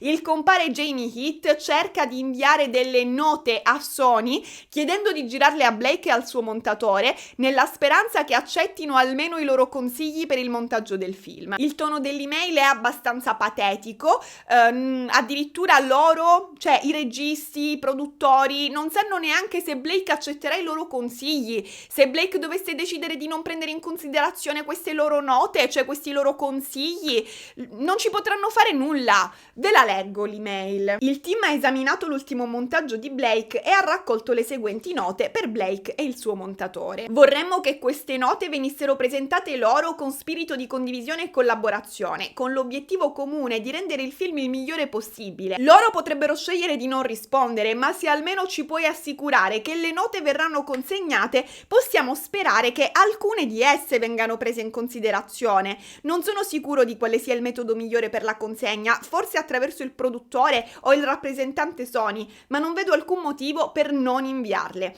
Chissà, magari riusciranno ad apprezzarle, dato che anche loro vogliono realizzare la miglior versione possibile del film e ottenere risultati che possiamo tutti considerare soddisfacenti. Per favore, fammi sapere se hai ricevuto le note, quando e come verranno inviate. Grazie, da Jamie. E così l'11 giugno 2024 Justin Baldoni annuncia la data di uscita del film nelle sale. Pubblica su Instagram questa locandina del film, che dovrebbe essere in teoria la locandina ufficiale, Parliamone un attimo di questa locandina, ragazzi. Come vedete è una foto dal tono cupo, non ci sono colori accesi, si capisce che sarà un film drammatico. Blake in primo piano con un'espressione pensierosa, mentre un volto maschile, quello di Justin Baldoni, si trova in una posizione ravvicinata dietro di lei. L'atmosfera è opprimente, c'è qualcosa che non va in questa relazione, si capisce. Diciamo che questo frame dovrebbe rappresentare in qualche modo la dinamica di potere tra i due protagonisti. Lei vulnerabile, lui tipo all'attacco. Nella locandina è riportato lo slogan "We break the pattern or the pattern break us", che in italiano sarebbe "rompiamo il ciclo o il ciclo romperà noi". Ovviamente non parla di mestruazioni il film, ma del trauma generazionale. I nomi degli attori principali sono scritti in alto in questa locandina e sono Blake Lively, Justin Baldoni e Brandon Sklenar, mentre in basso c'è scritto un film di Justin Baldoni. Quindi ragazzi c'è il nome del regista. Justin scrive su Instagram "It ends with us" nelle sale il 9 agosto. Il 9 agosto, incredibile! A parte che doveva uscire il 9 febbraio sto film, cioè doveva essere dell'Acquario, sarà del Leone. Ora, andiamo avanti. Chi di voi sa cos'è il Book Bonanza? Il Book Bonanza è tipo una fiera del libro, tipo un Comic-Con del libro, fondata addirittura da Colleen Hoover, cioè l'autrice di Tens With Us. Non lo so perché mi sorprende questa cosa, ragazzi, cioè non mi aspettavo che Colleen Hoover fondasse cose tanto più fiere. È un evento molto sentito il Book Bonanza, da quello che mi pare di capire, quindi figo. Ovviamente a questo giro si parlerà durante il Book Bonanza del film It Ends With Us, cioè è prevista una discussione con Colleen Hoover e gli attori del cast. Ma indovinate chi non è invitato? Justin Baldoni, il regista, nonché lo stronzo che ha comprato i diritti e pianificato il film per 4 anni. È prevista invece la presenza di Blake Lively. A questo punto entra in scena Jennifer Abel. Chi si ricorda di Jennifer Abel? Jennifer è la detta stampa di Justin Baldoni ed entra in gioco ora, now, perché il film sta per uscire e quindi lei gli deve gestire la comunicazione a questo regista, non regista, cioè lei gli troverà interviste per pubblicizzare il film, lei gestirà la presenza di Justin Baldoni nei momenti chiave della promozione. Ora, quando Jennifer una mattina si siede alla sua scrivania con il suo bel caffettino e legge che Justin Baldoni non è invitato al Book Bonanza ma Blake sì, le va il caffè di traverso e dice no, aspetta, che è sta cafonata? Prende il telefono e manda innanzitutto un messaggino di supporto a Justin come prima cosa. Gli scrive: ciao, Jamie mi ha appena aggiornato sul BookCon, che sarebbe tipo il Comic-Con dei libri. So che è devastante, è un colpo basso, è meschino e infantile. Volevo solo assicurarmi che tu stia bene. Ce la faremo. Pensa all'obiettivo. La sua partecipazione al BookCon è comunque una vittoria per il film. Puoi stare a casa con la tua famiglia, che è ciò che conta. Al che Justin le risponde e dal suo umore si direbbe che ha appena ricevuto un calcione ai denti con delle Louboutin. Scrive a Jennifer: adesso mi ha ufficialmente estromesso dal film, sta finendo tutto lei, io non posso essere coinvolto, musica, suono, effetti visivi, tutto. Ce la farò in qualche modo, ho solo bisogno di elaborare tutto questo. Justin a questo punto si becca un'infezione alla colonna vertebrale, perché le sfighe vengono sempre accompagnate, e viene ricoverato, quindi più 10 punti simpatia a Ryan Reynolds per la battuta sulle ossa fragili di Nicepool. Questi ragazzi sono i messaggi che Justin Baldoni si scambia nella chat dei montatori, in cui si scusa per essere ricoverato, manco si fosse preso una settimana di ferie, e manda anche una foto all'ospedale con sua moglie, cioè casomai pensino che non è vero, capito? Per fortuna ci sono anche buone notizie per lui, infatti uno dei montatori in questa chat gli scrive per informarlo che Blake zitta zitta sta reintegrando intere parti del suo montaggio nel film, parti del montaggio di Justin Baldoni, quello che è piaciuto di più ottenendo il 94% di gradimento. Cioè in pratica Blake si sta arrendendo al fatto che il montaggio di Justin sia fatto meglio, però non lo dice, non gliela deve dare la soddisfazione, cioè lei integra le scene del film di Justin Baldoni nel proprio film, comunque deve sembrare tipo in gran parte opera sua. Insomma, ha messo a punto questo montaggio ibrido che che potremmo chiamare il montaggio Frankenstein, visto che è composto da pezzi del film di Justin Baldoni, pezzi del film di Blake Lively. Insomma, Sony e Wayfarer devono finanziare un altro test di screening, perché giustamente si deve capire se sto montaggio Frankenstein effettivamente al pubblico di donne sotto i 35 anni piaccia oppure no. Ora, che risultato ha questo test di screening, che comunque passa per un test del film di Blake, nonostante abbia integrato pezzi del film di Justin? Allora, un miglioramento c'è effettivamente, ma è comunque mettere un cerotto su un tetto sfondato, perché il punteggio sale dall'82% di gradimento all'83% tra le donne sotto i 35 anni, quindi resta comunque inferiore di 11 punti rispetto alla versione originale di Justin Baldoni. Blake ha davanti ai suoi occhi la prova matematica che il pubblico preferisca la versione di Justin Baldoni. E cosa fa? Si arrende? Trova un compromesso per il bene del film? No, decide di fare di testa sua e ignorare i sondaggi, avanti per la sua strada. Blake informa Sony che al Book Bonanza mostrerà la propria versione del film, con o senza l'approvazione di Wayfarer. Il 14 giugno 2024 si tiene sto Book Bonanza e Blake Lively si presenta all'evento insieme a Colleen Hoover, come previsto. Ma la sorpresa è che le due non si presentano da sole. Wayfarer non ne sa nulla, ma all'evento arrivano anche gli attori che interpretano Atlas e la giovane Lily. E chi li ha fatti venire? Blake Lively, che secondo Sony li avrebbe contattati personalmente, avrebbe pagato di tasca propria il loro viaggio e i loro alloggi e li avrebbe portati con sé. Quindi ragazzi, Blake ha praticamente organizzato il suo evento personale per promuovere il film.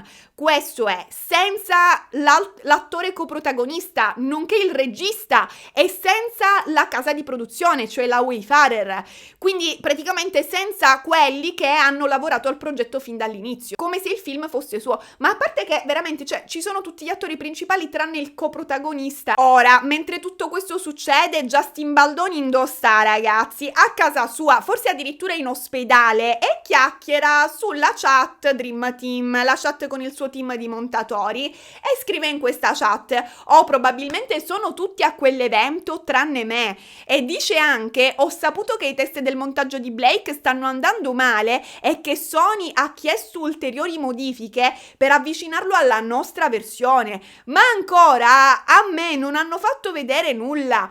Cioè praticamente Sony sta cercando di sistemare il disastro di Blake Lively, dicendole di fare il film, di montare il film in modo più simile a quello di Justin Baldoni, ma senza coinvolgere lui, che ha fatto il lavoro migliore fin dall'inizio. E mentre Justin Baldoni non ha ancora visto il nuovo montaggio Frankenstein, scrive in chat: "Lo stanno mostrando al Book Bonanza". Cioè lui non lo vede, non lo sta vedendo, non lo ha ancora visto, ma c'è un pubblico che se lo sta guardando.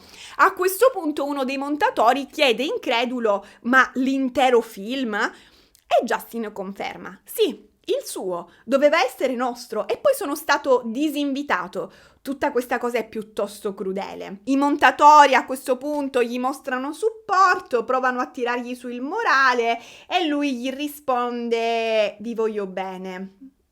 Ok, mandate subito qualcuno a togliere i lampadari da casa sua. Ma quindi cosa succede a questo Book Bonanza? Cioè, cosa si sta perdendo Justin Baldoni? Allora, Colleen Hoover e Blake Lively sono sul palco a introdurre il film prima della proiezione e dicono agli spettatori: "Sapete, voi sarete gli unici al mondo a vedere questa versione del film. È un montaggio non ancora definitivo. Blake ha dovuto combattere per mostrarvelo". E al che Blake, davanti a tutti, ridendo e scherzando, dice: sì, è vero, non avevano scelta perché mi sono portata il film sull'aereo". Blake, ragazzi, racconta questa cosa al pubblico tra grasse risate, sentite. But honestly, you guys, like, y'all are the only audience in the world that's going to see this cut. It is an early cut, and yeah, we're so excited. And Blake had to fight for you guys to get to see this early, so we want it to go well. I literally brought the movie with me on the airplane. Like I have like a folder, like a disc, like a hard drive. I love it. Yes. No, yeah.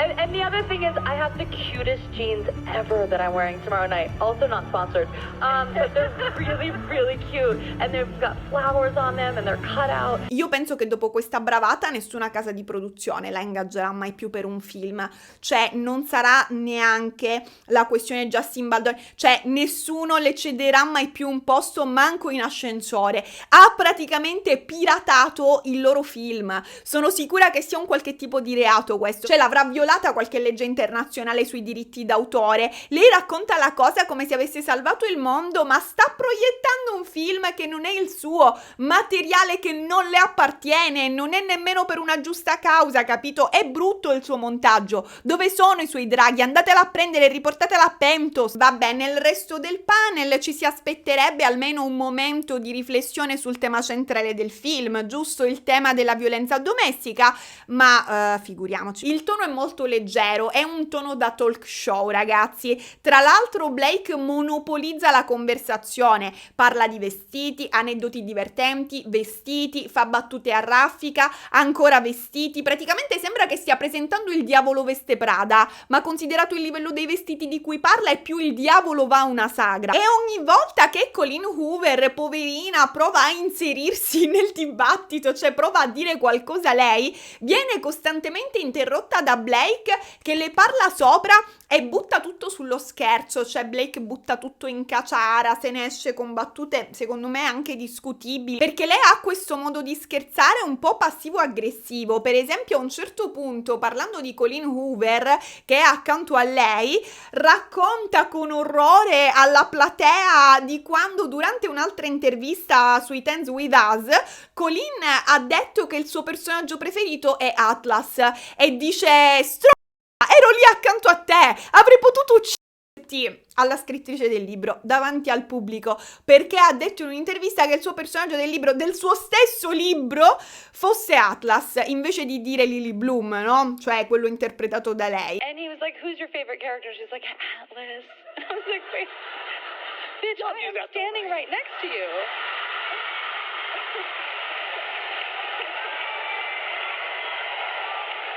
Passa qualche giorno e il 17 giugno 2024 Blake Lively prende un'altra decisione sentendosi la regista. Licenzia il compositore originale della colonna sonora del film e ne assume un altro di testa sua. Cioè pensate che quel compositore già aveva composto e registrato addirittura sinfonie con l'orchestra mentre Blake orchestrava di licenziarlo. Il risultato è un casino, ragazzi, perché Sony e Wayfarer devono comunque pagarlo quel compositore originale perché il suo lavoro lui lo aveva completato.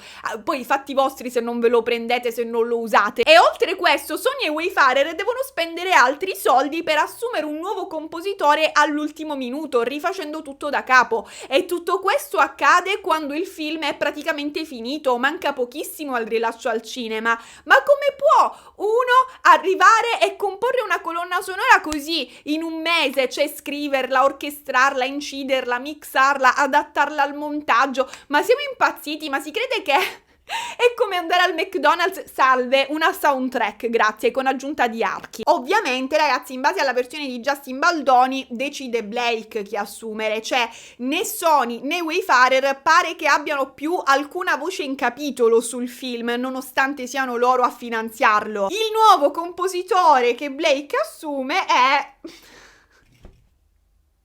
Io devo mettere l'effetto sonoro delle risate di sottofondo in questa saga, cioè avete presente quello delle sitcom anni 90? Ecco, tra una cosa e l'altra che combina Blake mi serve questo effetto, perché il livello di comicità è quello, secondo me. Infatti, il nuovo compositore, ragazzi, è Rob Simonsen, quello di Deadpool e Wolverine.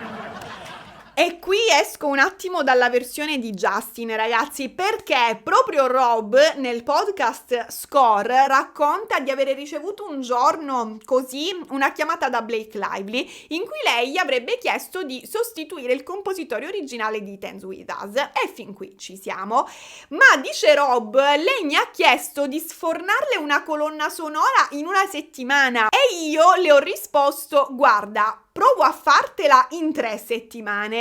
E così per 3 settimane, ragazzi, Rob si sarebbe alimentato di ansia perché avrebbe lavorato di giorno alla colonna sonora di Deadpool e Wolverine e di notte per It Ends With Us e sarebbe riuscito a consegnare il lavoro all'ultimo. Quindi, cioè se certe volte guardando It Ends With Us avete sentito una musica stranamente epica, forse era un pezzo di un combattimento di Wolverine rallentato del 30% per spicciarsi. Ma perché licenziare il compositore originale? Che motivo c'era? Allora, qui entriamo nel territorio dei pettegolezzi, ragazzi, voci da prendere con le pinze, perché non ci sono conferme ufficiali di quello che vi sto per raccontare, ma secondo alcuni rumor sarebbe stata Taylor Swift a chiedere a Blake Lively di farlo fuori. La storia in breve sarebbe questa: Taylor Swift e il compositore avrebbero avuto problemi in passato e quindi quando Taylor ha saputo che lui lavorava alla colonna sonora del film, avrebbe detto all'amica Blake: guarda Blake, non te la prendere a male, ma o la mia canzone o la sua colonna sonora.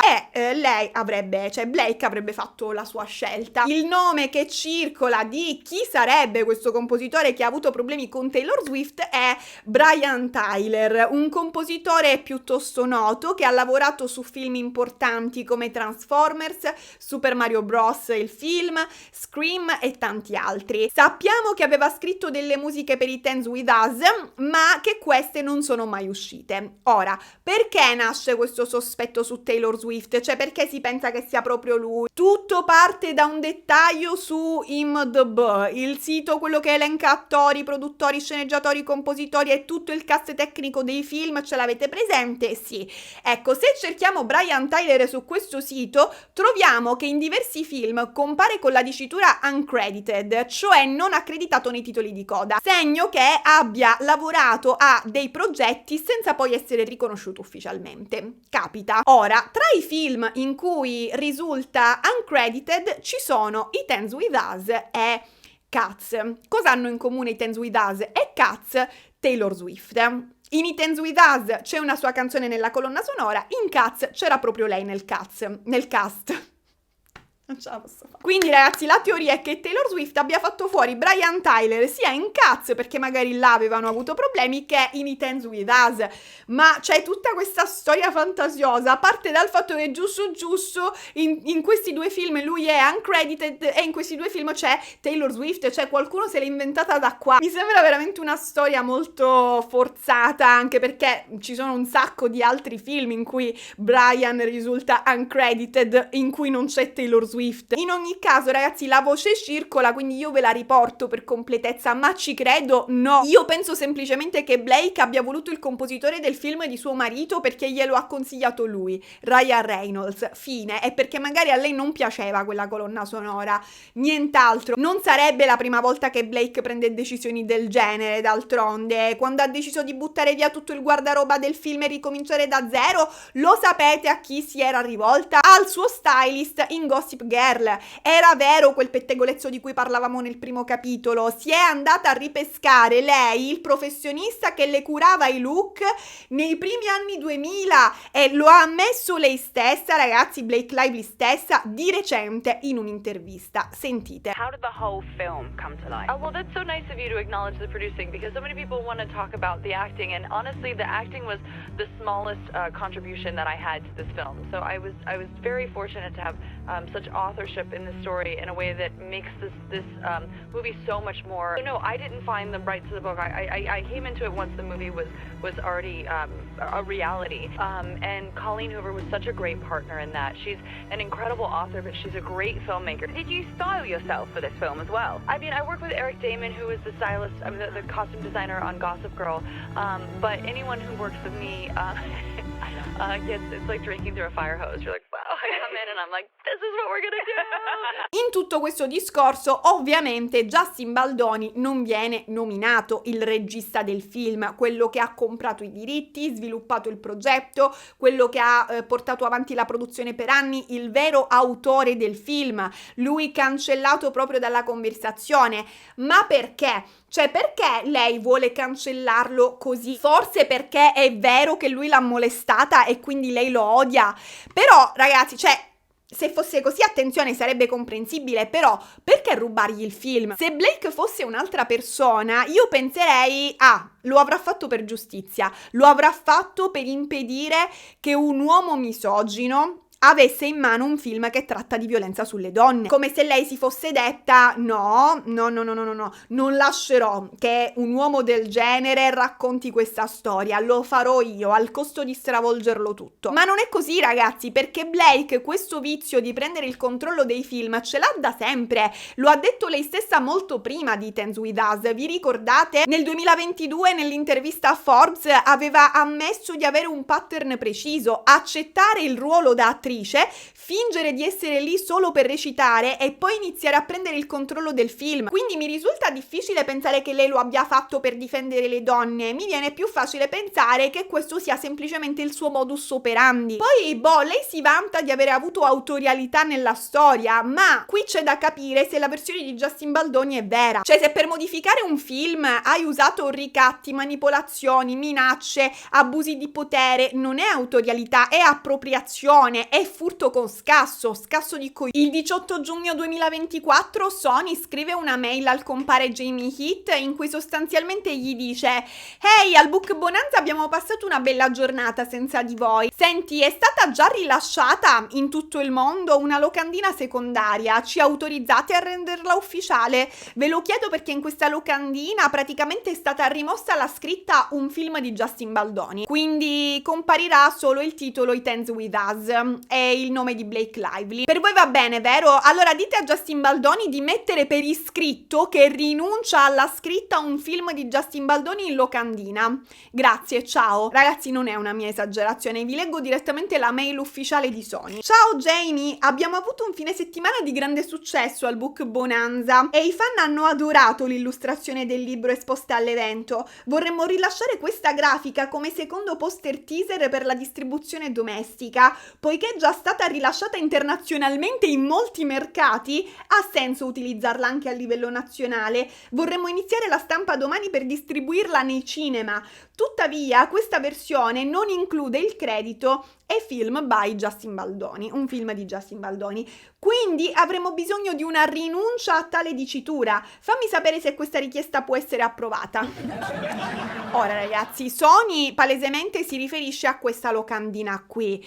Quindi chi vogliono prendere in giro con la storia della locandina secondaria per la distribuzione domestica, cioè si è capito che questa diventerà la locandina ufficiale, tanto che lo scrivono pure, vogliamo distribuirla nei cinema, quindi che locandina secondaria è quella primaria, cioè quella principale. Chiunque sia andato al cinema questo poster ha visto, mica questo qua, o no? E Sony ha assistito a tutto questo scempio. Ma non finisce qui, perché nello stesso giorno Sony fa anche un'altra richiesta alla Wayfarer. Praticamente scrive questa email in cui dice loro: "Raga, Blake ci ha chiesto di essere nominata produttrice, voi siete d'accordo, giusto?" E ovviamente Wayfarer cede, sì, ormai loro dicono sia qualsiasi cosa, va bene, facciamo la produttrice.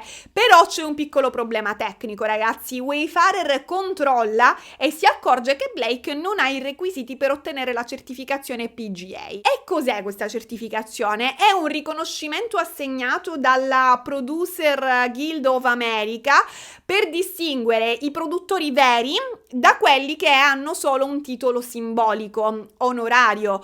Quindi se non hai la certificazione PGA significa che non hai effettivamente svolto il lavoro di produttore, cioè non sei veramente produttore, al massimo puoi essere nominato produttore esecutivo, hai messo parola su tante cose, ma non sei produttore. Quindi ragazzi, il compare Jamie risponde a Sony: "Abbiamo accettato di concedere a Blake un credito come produttrice del film, ma non riceverà il marchio PGA poiché non è applicabile." E non è tutto, ragazzi, il compare Jamie aggiunge anche un'altra cosa: "In ogni caso stiamo accettando che questo credito sia in terza posizione Dopo c'è un nome oscurato, non lo so, forse Justin Baldoni e me, che invece abbiamo il marchio PGA.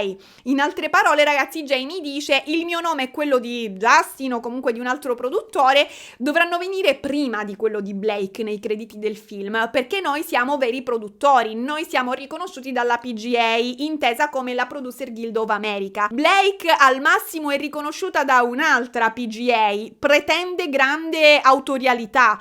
E per rendere ancora più chiaro il concetto, il compare Jamie Heath dice alla Sony: metteremo il nome di Blake insieme a quello di altri membri della produzione con un ruolo minore. Cioè, secondo voi come la prenderà Blake quest'idea di essere messa in mezzo ad altri nomi minori nei crediti del film? Allora, più o meno quello che succede, ragazzi, è questo. Blake si trasforma in Ladypool, il cielo di Hollywood si oscura, si materializza lei direttamente negli uffici della Sony, le porte si spalancano da sole, le scrivanie tremano, si avvicina alla faccia del dirigente della Sony e appoggiandosi alla scrivania dice: Justin e Jamie devono scrivere una lettera a mio favore affinché possa ricevere il marchio PGA. Tutto accade con in sottofondo la musica epica composta in una settimana dal tizio di Deadpool. Questa è la versione di Justin Baldoni, diciamo, raccontata in chiave fantasy.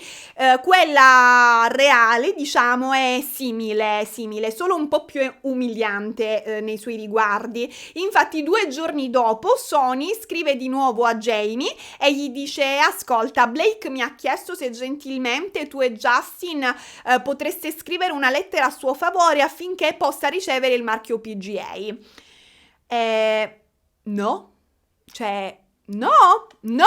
No, una lettera se vuoi te la facciamo scrivere, ma dall'avvocato, e qui non parlo nemmeno a nome di Jamie, parlo a nome mio e del team. C'è un limite oltre il quale basta, l'umiliazione diventa accanimento. Cioè, Blake vuole che siano proprio Justin e Jamie a scrivere una lettera ufficiale in cui parlano bene di lei e certificano che è proprio una vera produttrice, ma dovrebbero farlo dopo che a questo film lei avrebbe contribuito ricattandoli. Attenzione, se la versione di Justin Baldoni è vera. Lei avrebbe cambiato la sceneggiatura, i costumi, il montaggio, la colonna sonora, la locandina, avrebbe licenziato gente, ma secondo la versione di Justin Baldoni imponendo il suo contributo col terrore del boicottaggio, impedendo loro di realizzare il film che volevano. E ora vorrebbe pure che loro scrivessero una lettera in cui le fanno i complimenti. Ma ragazzi, c'è un problema: la PGA non è un riconoscimento che si dà per simpatia. Justin e Jamie, da quello che si capisce, hanno già controllato se lei ce li abbia i requisiti e è risultato loro che non ce li abbia. Quindi lei tipo starebbe chiedendo a Justin e Jamie di mentire sul suo contributo per farle ottenere il marchio. Cioè, lei non avrebbe i requisiti secondo loro, ma dovrebbero dire di sì. E quindi il compare Jamie risponde di no. Fine della storia, a tutto c'è un limite. Sony gira la risposta a Blake e come reagisce lei?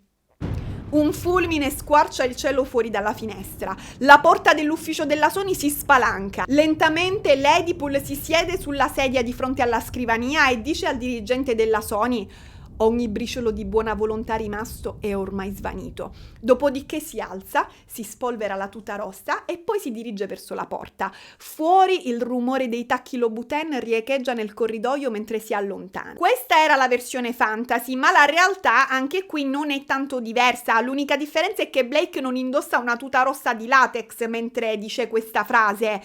Cioè, credo, poi comunque potrebbe. Infatti, ragazzi, Sony scrive alla Wayfarer: raga, Blake ha risposto che a causa di questo rifiuto da parte degli uomini di scrivere questa lettera per lei, ogni briciolo di buona volontà rimasto è ormai svanito.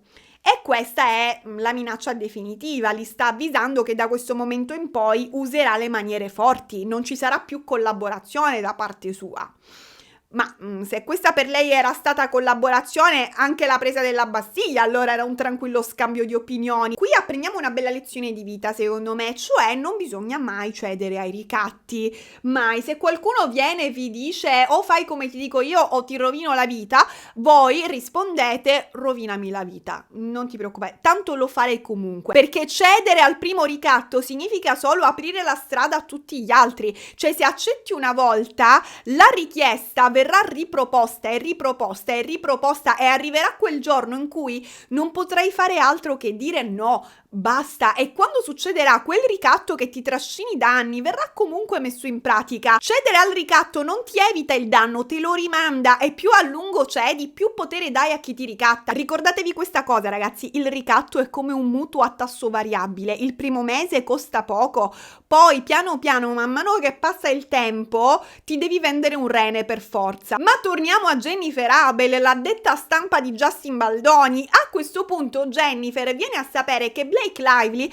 ha organizzato un servizio fotografico promozionale per il film senza dire niente a nessuno, zitta zitta muta muta, e lo ha fatto con un'altra casa di produzione, non con la Wayfarer, non con la Sony, una casa di produzione completamente estranea a loro, una certa Maximum Effort. E al che Jennifer scrive alla Sony: possiamo essere messi in contatto con Maximum Effort?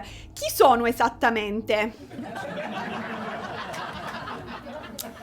Chi sono? Maximum Effort è la casa di produzione di Ryan Reynolds, il marito di Blake Lively.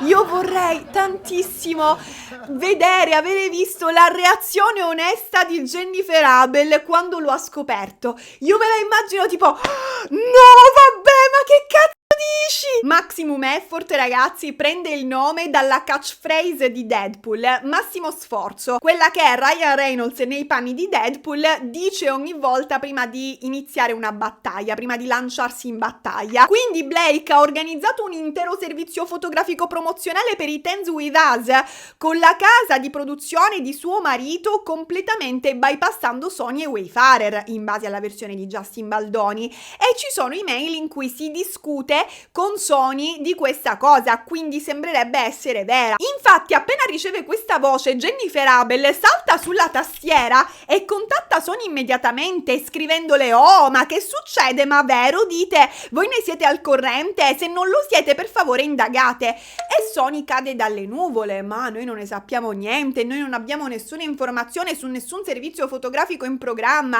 ma faremo delle verifiche, dice Sony, e quello che scoprono è ancora peggio di quanto immaginassero. Sony infatti poco dopo conferma che è tutto vero. Blake Lively e Maximum Effort stanno gestendo tutto in autonomia, sono loro a pagare per le location, i fotografi e persino gli attori del cast che verranno ospitati all'evento. Questo perché lo può fare Blake Lively? Ovviamente perché lei, o meglio suo marito Ryan, ha questa casa di produzione che ha i soldi, ha le risorse economiche per organizzare una promozione di un film, e quindi semplicemente, siccome possono, la stanno facendo, stanno bypassando la Sony, Justin Baldoni, la Wayfarer, coordinando autonomamente una campagna promozionale. Quindi a questo punto la situazione è che lei ha fatto licenziare il compositore originale e altri montatori per assumere quelli di Deadpool, avrebbe tolto dalla locandina la scritta "un film di Justin Baldoni" lasciando solo Blake Lively, avrebbe tolto anche la faccia di Justin Baldoni lasciando solo la propria, avrebbe modificato, non dimentichiamo, la sceneggiatura, il guardaroba e il montaggio, e adesso si starebbe pure appropriando della campagna promozionale, conducendola attraverso un'altra casa di produzione, quella di suo marito, di Ryan Reynolds. Quindi quello che sembrerebbe è che Blake e Ryan stiano letteralmente rubando il film alla Wayfarer, e Jennifer Abel non la prende bene, ragazzi, perché lei non è solo una spettatrice di questa situazione che dice "ma che schifo", lei è l'addetta stampa di Justin Baldoni, il che significa che deve agire, lei non la può prendere sotto gamba questa cosa. Il suo lavoro, ricordiamolo, è gestire l'immagine pubblica di Justin Baldoni, assicurarsi che le informazioni che circolano su di lui e sui suoi progetti siano favorevoli alla sua immagine, no? Che nessuno gli danneggi la reputazione, e in questo momento qualcuno sta rischiando di danneggiare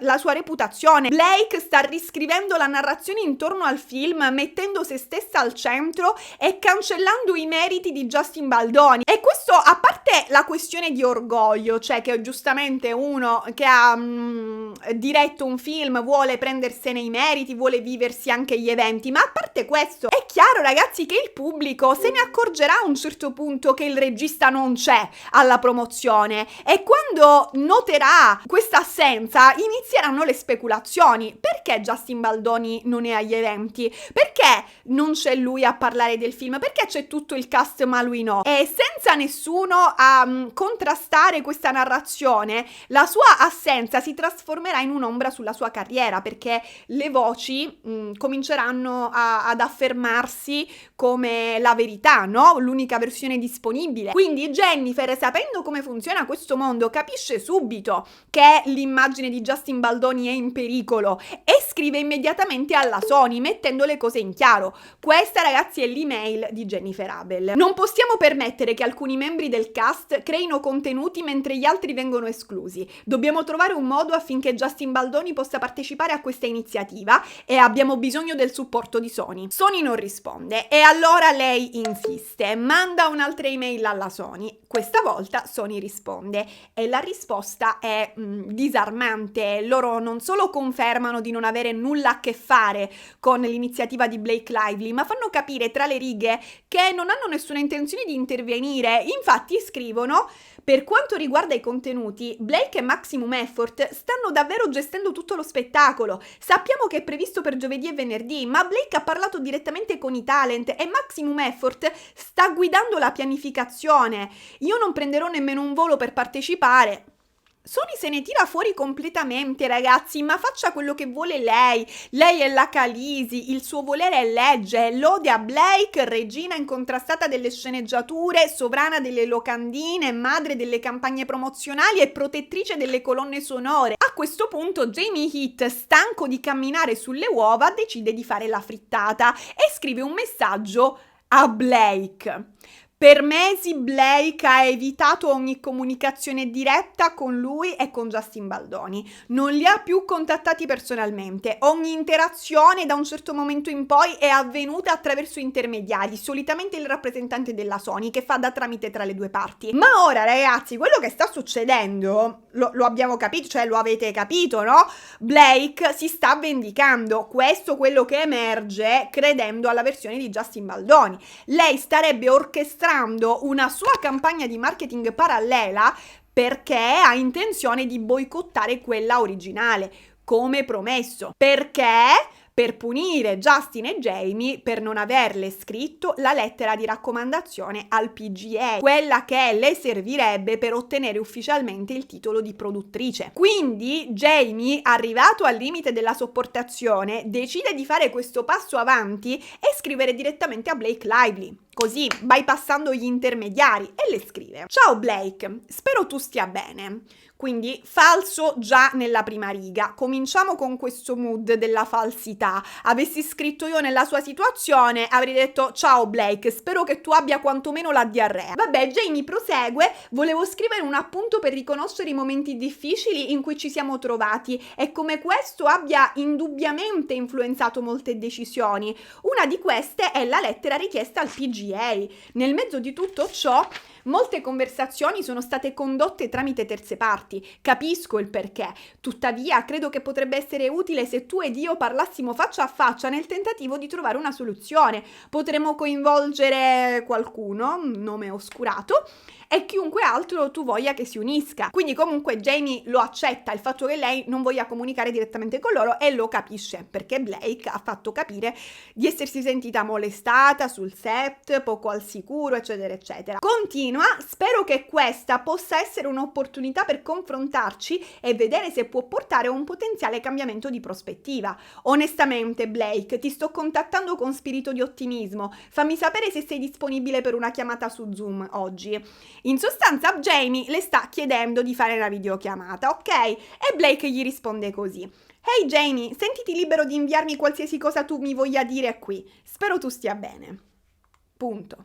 Fine.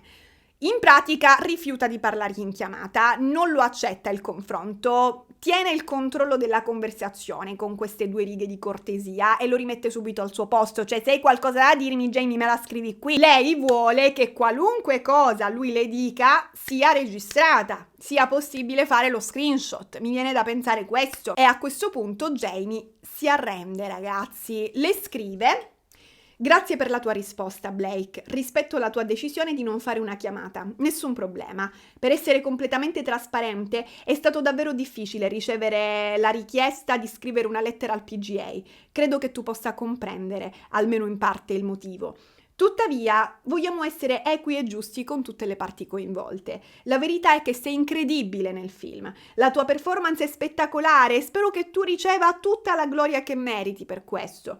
Inoltre, hai certamente dato un grande contributo al film al di là del tuo ruolo di attrice, non si può negare. Detto ciò, ho consultato ulteriormente Justin e di conseguenza lui ed io abbiamo entrambi deciso di scrivere la lettera. Fammi sapere a chi dobbiamo inviarla. In futuro continuerò a rispettare il processo di comunicazione attraverso i tuoi rappresentanti designati, ma sentivo il bisogno di contattarti direttamente per questa questione. Spero che il film sia un successo per tutti coloro che vi hanno lavorato.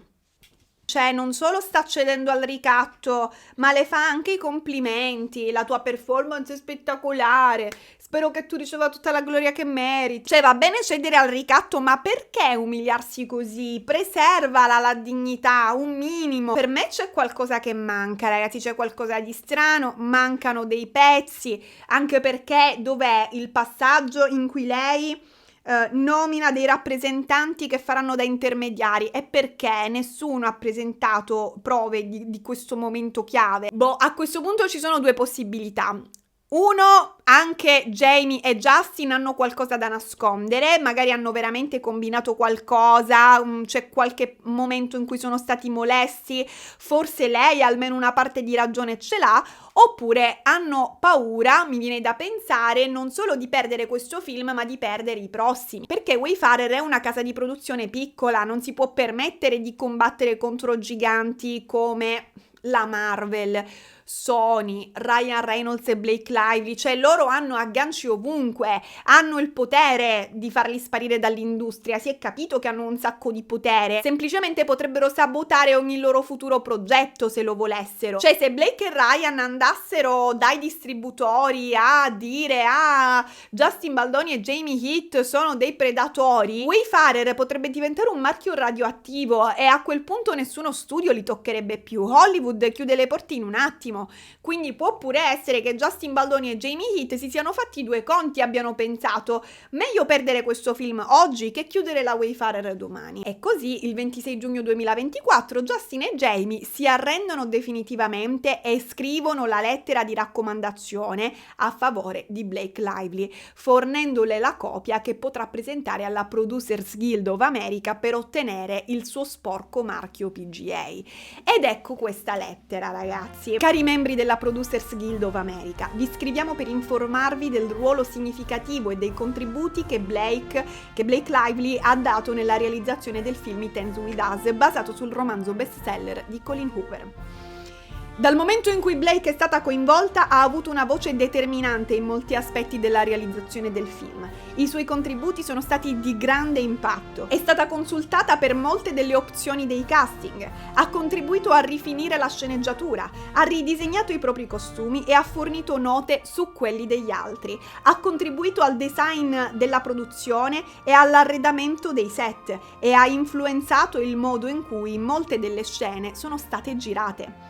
Blake è stata molto coinvolta anche nella fase di post-produzione, ha avuto un ruolo attivo nel montaggio, nel mixaggio del suono e ha preso decisioni sulla selezione musicale e sulla colonna sonora. Inoltre, continua a trovare modi creativi per promuovere il film affinché possa raggiungere il massimo successo. Poiché contrattualmente ha iniziato il film con un credito come executive producer, la nostra precedente presentazione alla PGA non includeva il suo nome come produttrice, ma riteniamo entrambi che i suoi contributi giustifichino il credito rivisto e la considerazione per il marchio PGA per conto di Wayfarer Studios. E ora vi leggo come sarebbe stata la lettera se fosse stata onesta. Cari membri della PGA, vi scriviamo in merito alla richiesta di Blake Lively e solo di Blake Lively di ricevere il marchio PGA come produttrice di It Ends With Us. Blake ha iniziato il progetto esclusivamente come attrice protagonista. Non ha finanziato il film, non ha partecipato alla fase di sviluppo e non ha avuto alcun controllo iniziale sulla produzione. Tuttavia, nel corso dei mesi ha gradualmente preso il controllo di vari aspetti del film, spesso senza consenso, imponendosi sulle decisioni creative già prese. Durante la lavorazione, Blake ha cambiato la sceneggiatura senza avere un ruolo ufficiale di sceneggiatrice, scelto i propri costumi e modificato quelli degli altri personaggi, bypassando il reparto costumi, rifiutato il montaggio approvato dalla produzione e imposto il proprio, nonostante il pubblico preferisse la versione originale. Licenziato il compositore originale e assunto uno nuovo, casualmente lo stesso della colonna sonora del film di suo marito, Deadpool e Wolverine. Organizzato eventi promozionali senza autorizzazione della Sony e della produzione, sfruttando la casa di produzione di suo marito, Maximum Effort. Fatto rimuovere il nome del regista dalla locandina, lasciando solo il proprio. Queste azioni non sono state il risultato di un ruolo produttivo effettivo, bensì di pressioni e minacce di boicottaggio nei confronti della produzione e dello studio. Il suo coinvolgimento non è stato trasparente, non è stato autorizzato formalmente e non è stato svolto nel rispetto delle normali dinamiche di produzione. Abbiamo deciso di scrivere questa lettera perché ci siamo trovati in una posizione senza via d'uscita.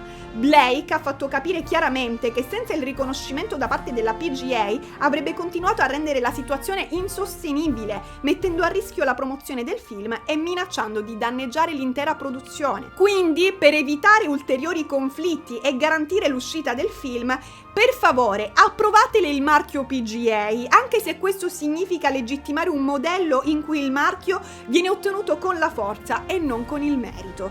Per conto di Wayfarer Studio, Justin Baldoni e Jamie Heath. Poteva andare così. E invece il 28 giugno 2024 Blake ottiene la sua bellissima lettera di raccomandazione, falsa come un diamante su Wish a 2,99 €, ma, sorpresa, nonostante Justin Baldoni e Jamie Heath le abbiano dato esattamente quello che voleva, Blake Lively si organizza comunque il suo shooting promozionale con Maximum Effort, la casa di produzione di suo marito Ryan Reynolds, coinvolgendo tutto il cast, l'autrice del libro, ma escludendo Justin Baldoni e chiunque altro della Wayfarer. Vabbè, sto shooting alla fine tutto sembra, ragazzi, tranne che la promozione di un film sulla violenza domestica, perché praticamente durante questo evento cosa si fa? Si fanno delle attività, si compongono buche di fiori, si cucinano i biscotti, si gioca a Pictionary, si creano collage di foto, pare un addio al nubilato, cioè hanno applicato le toppe sui jeans durante l'evento. Abbiamo un film che parla di violenza domestica,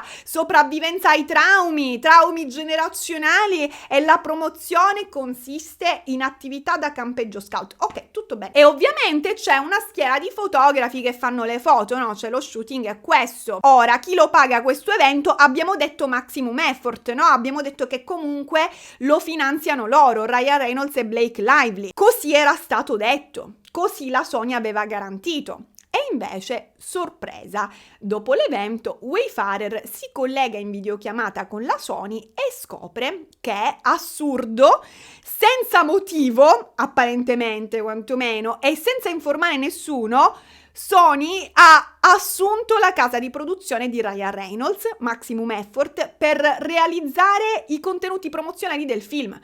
Quindi, ragazzi, cosa succede? Che Sony decide che sarà lei, Sony, a pagare lo shooting, rimborsando il marito di Blake, cioè i soldi che Ryan ha avanzato con la sua casa di produzione. Sony però, ragazzi, dice loro, secondo la timeline di Justin, di non avere accesso diretto al servizio fotografico per il quale hanno pagato. E non solo, da questo momento in poi Maximum Effort controllerà la campagna di marketing del film It Ends With Us. Praticamente Sony si associa a Maximum Effort e diventa il bancomat per i piani di marketing decisi da Ryan e Blake, in base alla versione di Justin Baldoni. Attenzione, stiamo sempre raccontando la sua versione. Tra l'altro, ironia della sorte, mentre il cast decorava i biscotti e applicava le toppe sui jeans, il compare Jamie Heath rilasciava questa dichiarazione a Forbes. Spero che le persone escano dal cinema sentendosi ispirate, che coloro che hanno sofferto si sentano viste e che la storia sia stata raccontata in un modo che le onora. Quando lui dice spero che la storia sia stata raccontata, cioè lui è sincero, nel senso non lo conosce, cioè non l'ha visto, speriamo. Poi dice, sento che anche coloro che dentro di sé potrebbero essere inclini a ferire qualcuno, potrebbero pensarci 2 volte. Quindi spero che il pubblico esca dalla sala con la sensazione di aver intravisto un mondo dal quale spesso distogliamo lo sguardo. Bellissimo, peccato che fuori dalla sala l'unico mondo che hanno deciso di mostrare sia un catalogo di Martha Stewart. Vabbè, Justin Baldoni in tutto ciò, come si legge nei messaggi che manda, cerca di restare positivo e di aggrapparsi al pensiero che dopo anni di lavoro il film sta per uscire. Poi vabbè, Blake sta completando il montaggio da sola, pazienza, lo sta facendo con i montatori di Deadpool, con il compositore di Deadpool, con Deadpool, mentre Wayfarer non fa che aspettare a lei praticamente, cioè loro hanno solo il permesso, ragazzi, a questo punto di fornire note, cioè praticamente loro possono mettere consigli per iscritto, farli avere a Blake e poi lei deciderà se metterli in pratica o se stracciarli, ma loro non lo sapranno cosa deciderà lei fino all'ultimo, fino a quando non vedranno con tutti noi il film al cinema. A un certo punto un montatore chiede a Justin nella chat Dream Team se ci siano aggiornamenti. Lui risponde così: Scusa, mi è sfuggito questo messaggio, non volevo non rispondere, mi sono allontanato dal film il più possibile per la mia sanità mentale. Oggi devo dare note sulla versione finale, non ho visto il final cut definitivo del film, il taglio finale, evidentemente ci hanno lavorato di più e lei, si riferisce a Blake immagino, ha fatto il mixaggio, quindi ci hanno messo sotto la colonna sonora. Poi dice: oggi mi ritrovo a passare note come uno dello studio, non come regista, è molto dura. Ma sto bene, sto lavorando molto per riuscire a distaccarmi, ma proprio dal corpo, ragazzi. Lui sta tentando, secondo me, la proiezione astrale, sperando di uscire da se stesso e raggiungere un'altra linea temporale dove questo film non è mai esistito, e se è esistito lui ha assunto come attrice protagonista Teresa Mannino. Prosegue Justin: abbiamo creato un bellissimo bambino insieme. Questo bambino potrebbe non crescere esattamente come pensavamo, ma è comunque bellissimo. Questo è ciò a cui mi sto aggrappando. Sono molto orgoglioso di noi. Cioè lui vede questo film come un bambino che è nato e somiglia forse troppo al vicino di casa, ma va bene, cioè anche se non è come se lo aspettava, è comunque bellissimo. Il montatore al che gli risponde: wow, non posso dire di essere sorpreso perché speravo che tu riuscissi a non farti abbattere da tutto questo e sembra che tu ci sia riuscito. Eh sì, il film che abbiamo consegnato era così buono che, anche se è stato modificato, il lavoro di base continuerà a brillare. L'ultima cosa che ho sentito è che lei stava rimettendo un bel po' della nostra versione, anche se non sono sicuro di cosa questo significhi o fino a che punto. Immagino che lo scoprirai oggi. Tieniti forte e ci rivedremo quando le ferite non saranno più così fresche. Ti mando tanto affetto. A questo punto la Wayfarer incontra il team di Blake, perché dovete sapere che 2 volte a settimana le due fazioni si incontrano, cioè la fazione di Blake incontra la fazione Wayfarer e racconta quello che stanno combinando, dove sono arrivati, cioè li aggiorna in particolare in questo momento sulla situazione della campagna di marketing, su cosa stiano facendo. Ora, uno dei membri della Wayfarer che è stato all'incontro con il team di Blake riporta la situazione, cioè il riassunto di quello che è stato detto durante questa riunione in un'email e scrive: ciao, ecco un riepilogo di ciò che è stato condiviso durante il mio incontro bisettimanale con il team digitale e social. Il team creativo ha dovuto affrontare ampie revisioni basate sui feedback di Blake. Quindi sui feed Blake. E cosa significa, ragazzi? Significa che Blake, stando alla versione di Justin Baldoni, avrebbe chiesto modifiche alla campagna di marketing. L'email prosegue: l'agenzia di Ryan, Maximum Effort, sta producendo contenuti, alcuni dei quali verranno pubblicati sui suoi canali. C'è stato un servizio con 3 creatori e il resto del cast. Traduzione, ragazzi: chi sta creando contenuti per la promozione del film sui social è Ryan Reynolds, tramite la sua agenzia Maximum Effort, con la quale sta realizzando spot, video e materiali promozionali che verranno pubblicati direttamente sui suoi canali Instagram, quindi tipo sul suo profilo Instagram, sul profilo di Maximum Effort. Justin Baldoni quindi non ha più alcun controllo su cosa verrà detto e mostrato del suo film durante la campagna di marketing, nonostante il materiale in teoria dovrebbe appartenere a lui in base alla legge del diritto d'autore, penso. Vabbè, infine, il dettaglio più scioccante dell'email, ragazzi, ve lo leggo, vi consiglio di sedervi. Sony non ha avuto molte opportunità di essere coinvolta. E questo cosa significa? Significa che, mentre la campagna di marketing viene preparata, la Sony, che finanzia il film, non ha potere decisionale, sta solo pagando. Di conseguenza, il famoso piano di marketing della Sony viene deciso con ogni probabilità, se la versione di Justin Baldoni è vera e non ha manipolato il contesto delle email, da Blake Lively e Ryan Reynolds. E come sappiamo, il piano di marketing della Sony stabilisce che durante la promozione non si dovrà parlare di violenza domestica. Ora ragazzi, io non mi voglio perdere nel complottismo, quindi non sto qui a uscire la lavagna ai fili rossi, ma secondo me una domandina bisogna porsela, cioè perché? Perché questi due dovrebbero volere promuovere un film sulla violenza domestica evitando completamente di parlarne? È assurdo secondo me. Capisco che magari vogliano puntare a un pubblico giovane, che temano che un approccio troppo crudo possa andare a scoraggiare le ragazzine che effettivamente a pensarci sono il target del libro, quindi comunque sono quelle che dobbiamo attirare, no? Quindi magari loro pensano, se presentiamo il film come una storia romantica e vivace invece che drammatica e dolorosa, saranno più felici di venire al cinema, saranno più attratte da questo film. Sicuramente ragazzi il motivo per cui evitano di parlare del tema della violenza domestica è questo, ma un dubbio mi viene. E spero con tutto il cuore che non sia come mi viene da pensare. Io spero tantissimo con tutto il cuore che non ci sia un motivo personale dietro questa scelta di non parlare di violenza domestica e di metterlo proprio per iscritto nel piano di marketing di non parlare di violenza domestica. Spero che non ci sia qualcosa in questa storia che per Blake, diciamo, suoni troppo vicino, no? Spesso quando qualcuno si rifiuta di parlare di qualcosa con questa convinzione, con questa insistenza, è perché ci sarebbe troppo da dire, è perché teme che chi lo ascolta possa leggergli dentro qualcosa che non vuole fare vedere. Non vorrei tipo che Blake non voglia guardare in faccia qualcosa di troppo scomodo o che addirittura non voglia scontentare qualche persona che conosce, che ha intorno.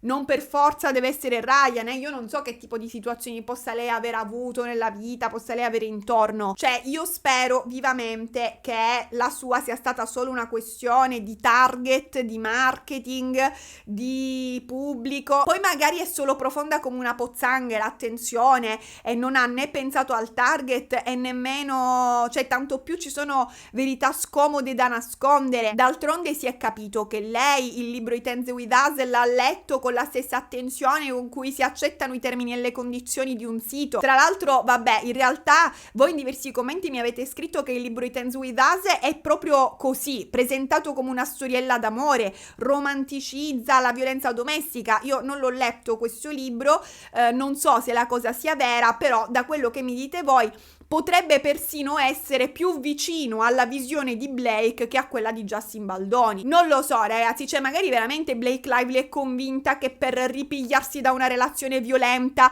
per dimostrarsi una donna potente, emancipata, basti indossare dei bei vestiti, tipo guarisci dal trauma facendo un rebranding. Anche perché dalle sue interviste quante volte è emerso che lei non si renda proprio conto del confine tra giusto e sbagliato, cioè che alcune persone possono percepire come sbagliate cose che per lei sono completamente normali, non se ne rende conto. Cioè che lei sia un pochettino dissociata dalla realtà dei comuni mortali penso sia un dato di fatto, a prescindere poi da cosa nella Justin Nuncia e nella Blake Nuncia sia vero oppure no. Vabbè, comunque la mail si conclude con un contentino, pare insomma che il team di Blake abbia voluto dare diciamo un contentino a Justin Baldoni.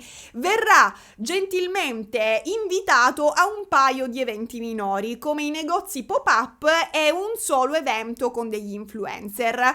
Eventi ai quali lui sicuramente si scuserà di essere andato, ma tanto da questo momento in poi Ryan Reynolds farà di tutto per boicottarlo in base alla sua versione, cioè alla versione di Justin Baldoni. Cioè, secondo la versione di Justin, Ryan Reynolds da questo momento in poi comincerà a insistere con l'agenzia di cui lui fa parte per scaricarlo, cioè vuole che l'agenzia lo scarichi, perché gli dirà è un predatore sessuale e racconterà al suo agente, all'agente di Justin, di quanto lui sia una persona orribile. E non finisce qui, ragazzi. Blake Lively chiederà ufficialmente che Justin Baldoni non partecipi alla premiere di New York, la serata di debutto del film. Non vuole che il regista sia presente alla sua stessa premiere. In base alla versione di Justin Baldoni, a un certo punto Blake e Ryan si spingeranno a fargli festeggiare la premiere in un sotterraneo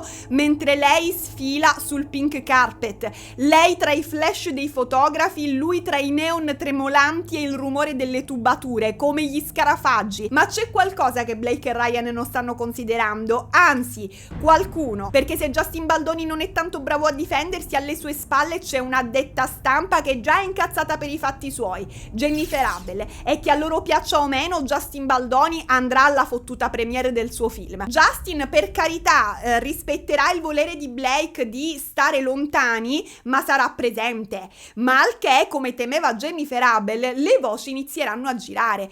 Perché il regista e il cast sembrano litigati? Perché Blake non si fa le foto con il regista? Che succede dietro le quinte di Dance With Us? Justin Baldoni lo sa, Blake potrebbe sparare il suo ultimo proiettile da un momento all'altro se lui le creerà problemi, cioè i 17 comandamenti firmati da Wayfarer. Ma Jennifer Abel non è una people pleaser, a lei non gliene frega, non ha paura di Blake Lively, e allora cosa farà per affrontarla? Come promesso, ecco il documento con il nostro scenario plan. Sarà forse vero che ha orchestrato una crudele campagna di marketing per distruggerla? La verità è la tua difesa, tu non hai fatto niente di sbagliato. Sarà vero che hanno creato insieme un esercito di account fake per manipolare l'opinione pubblica? Lo sai che possiamo seppellire chiunque. Sarà vero che hanno corrotto i giornali per fare pubblicare articoli in cui si diceva che Blake Lively fosse una bulla, una mean girl, come Blake Lively sosterrà nella sua Blake diamine sta succedendo? Tutto il cast non sopporta Justin, non ha nulla a che fare con Blake.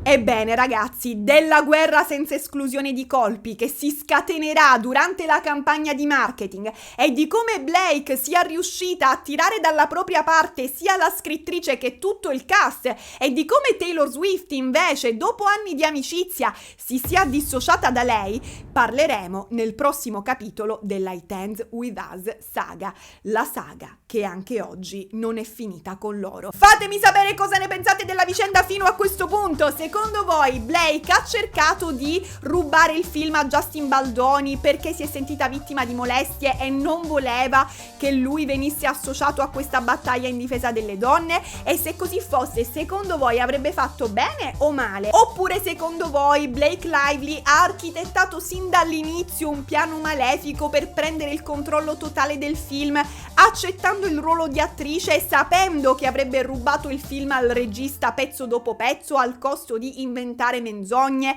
e di usare i ricatti? E invece, che ne pensate della teoria del marito geloso? È possibile secondo voi che Ryan Reynolds abbia visto sua moglie recitare in un film con un regista carino e abbia detto: sai che c'è, gli faccio vedere chi ce l'ha più grosso? Da che parte state? Siete team Blake, team Justin o team Dogpool? Fatemelo sapere nei commenti che io scendo subito giù a leggervi. Vi ringrazio tantissimo per essere arrivati fino a questo punto del video, quantomeno in questa linea temporale. Sono sicura che ce ne sia un'altra in cui invece avete scelto di ascoltare il mio consiglio iniziale e fare una passeggiata e andare a abbracciare gli alberi. Noi ci vediamo prestissimo con il nuovo capitolo della It Ends With Us saga, e a voi la linea.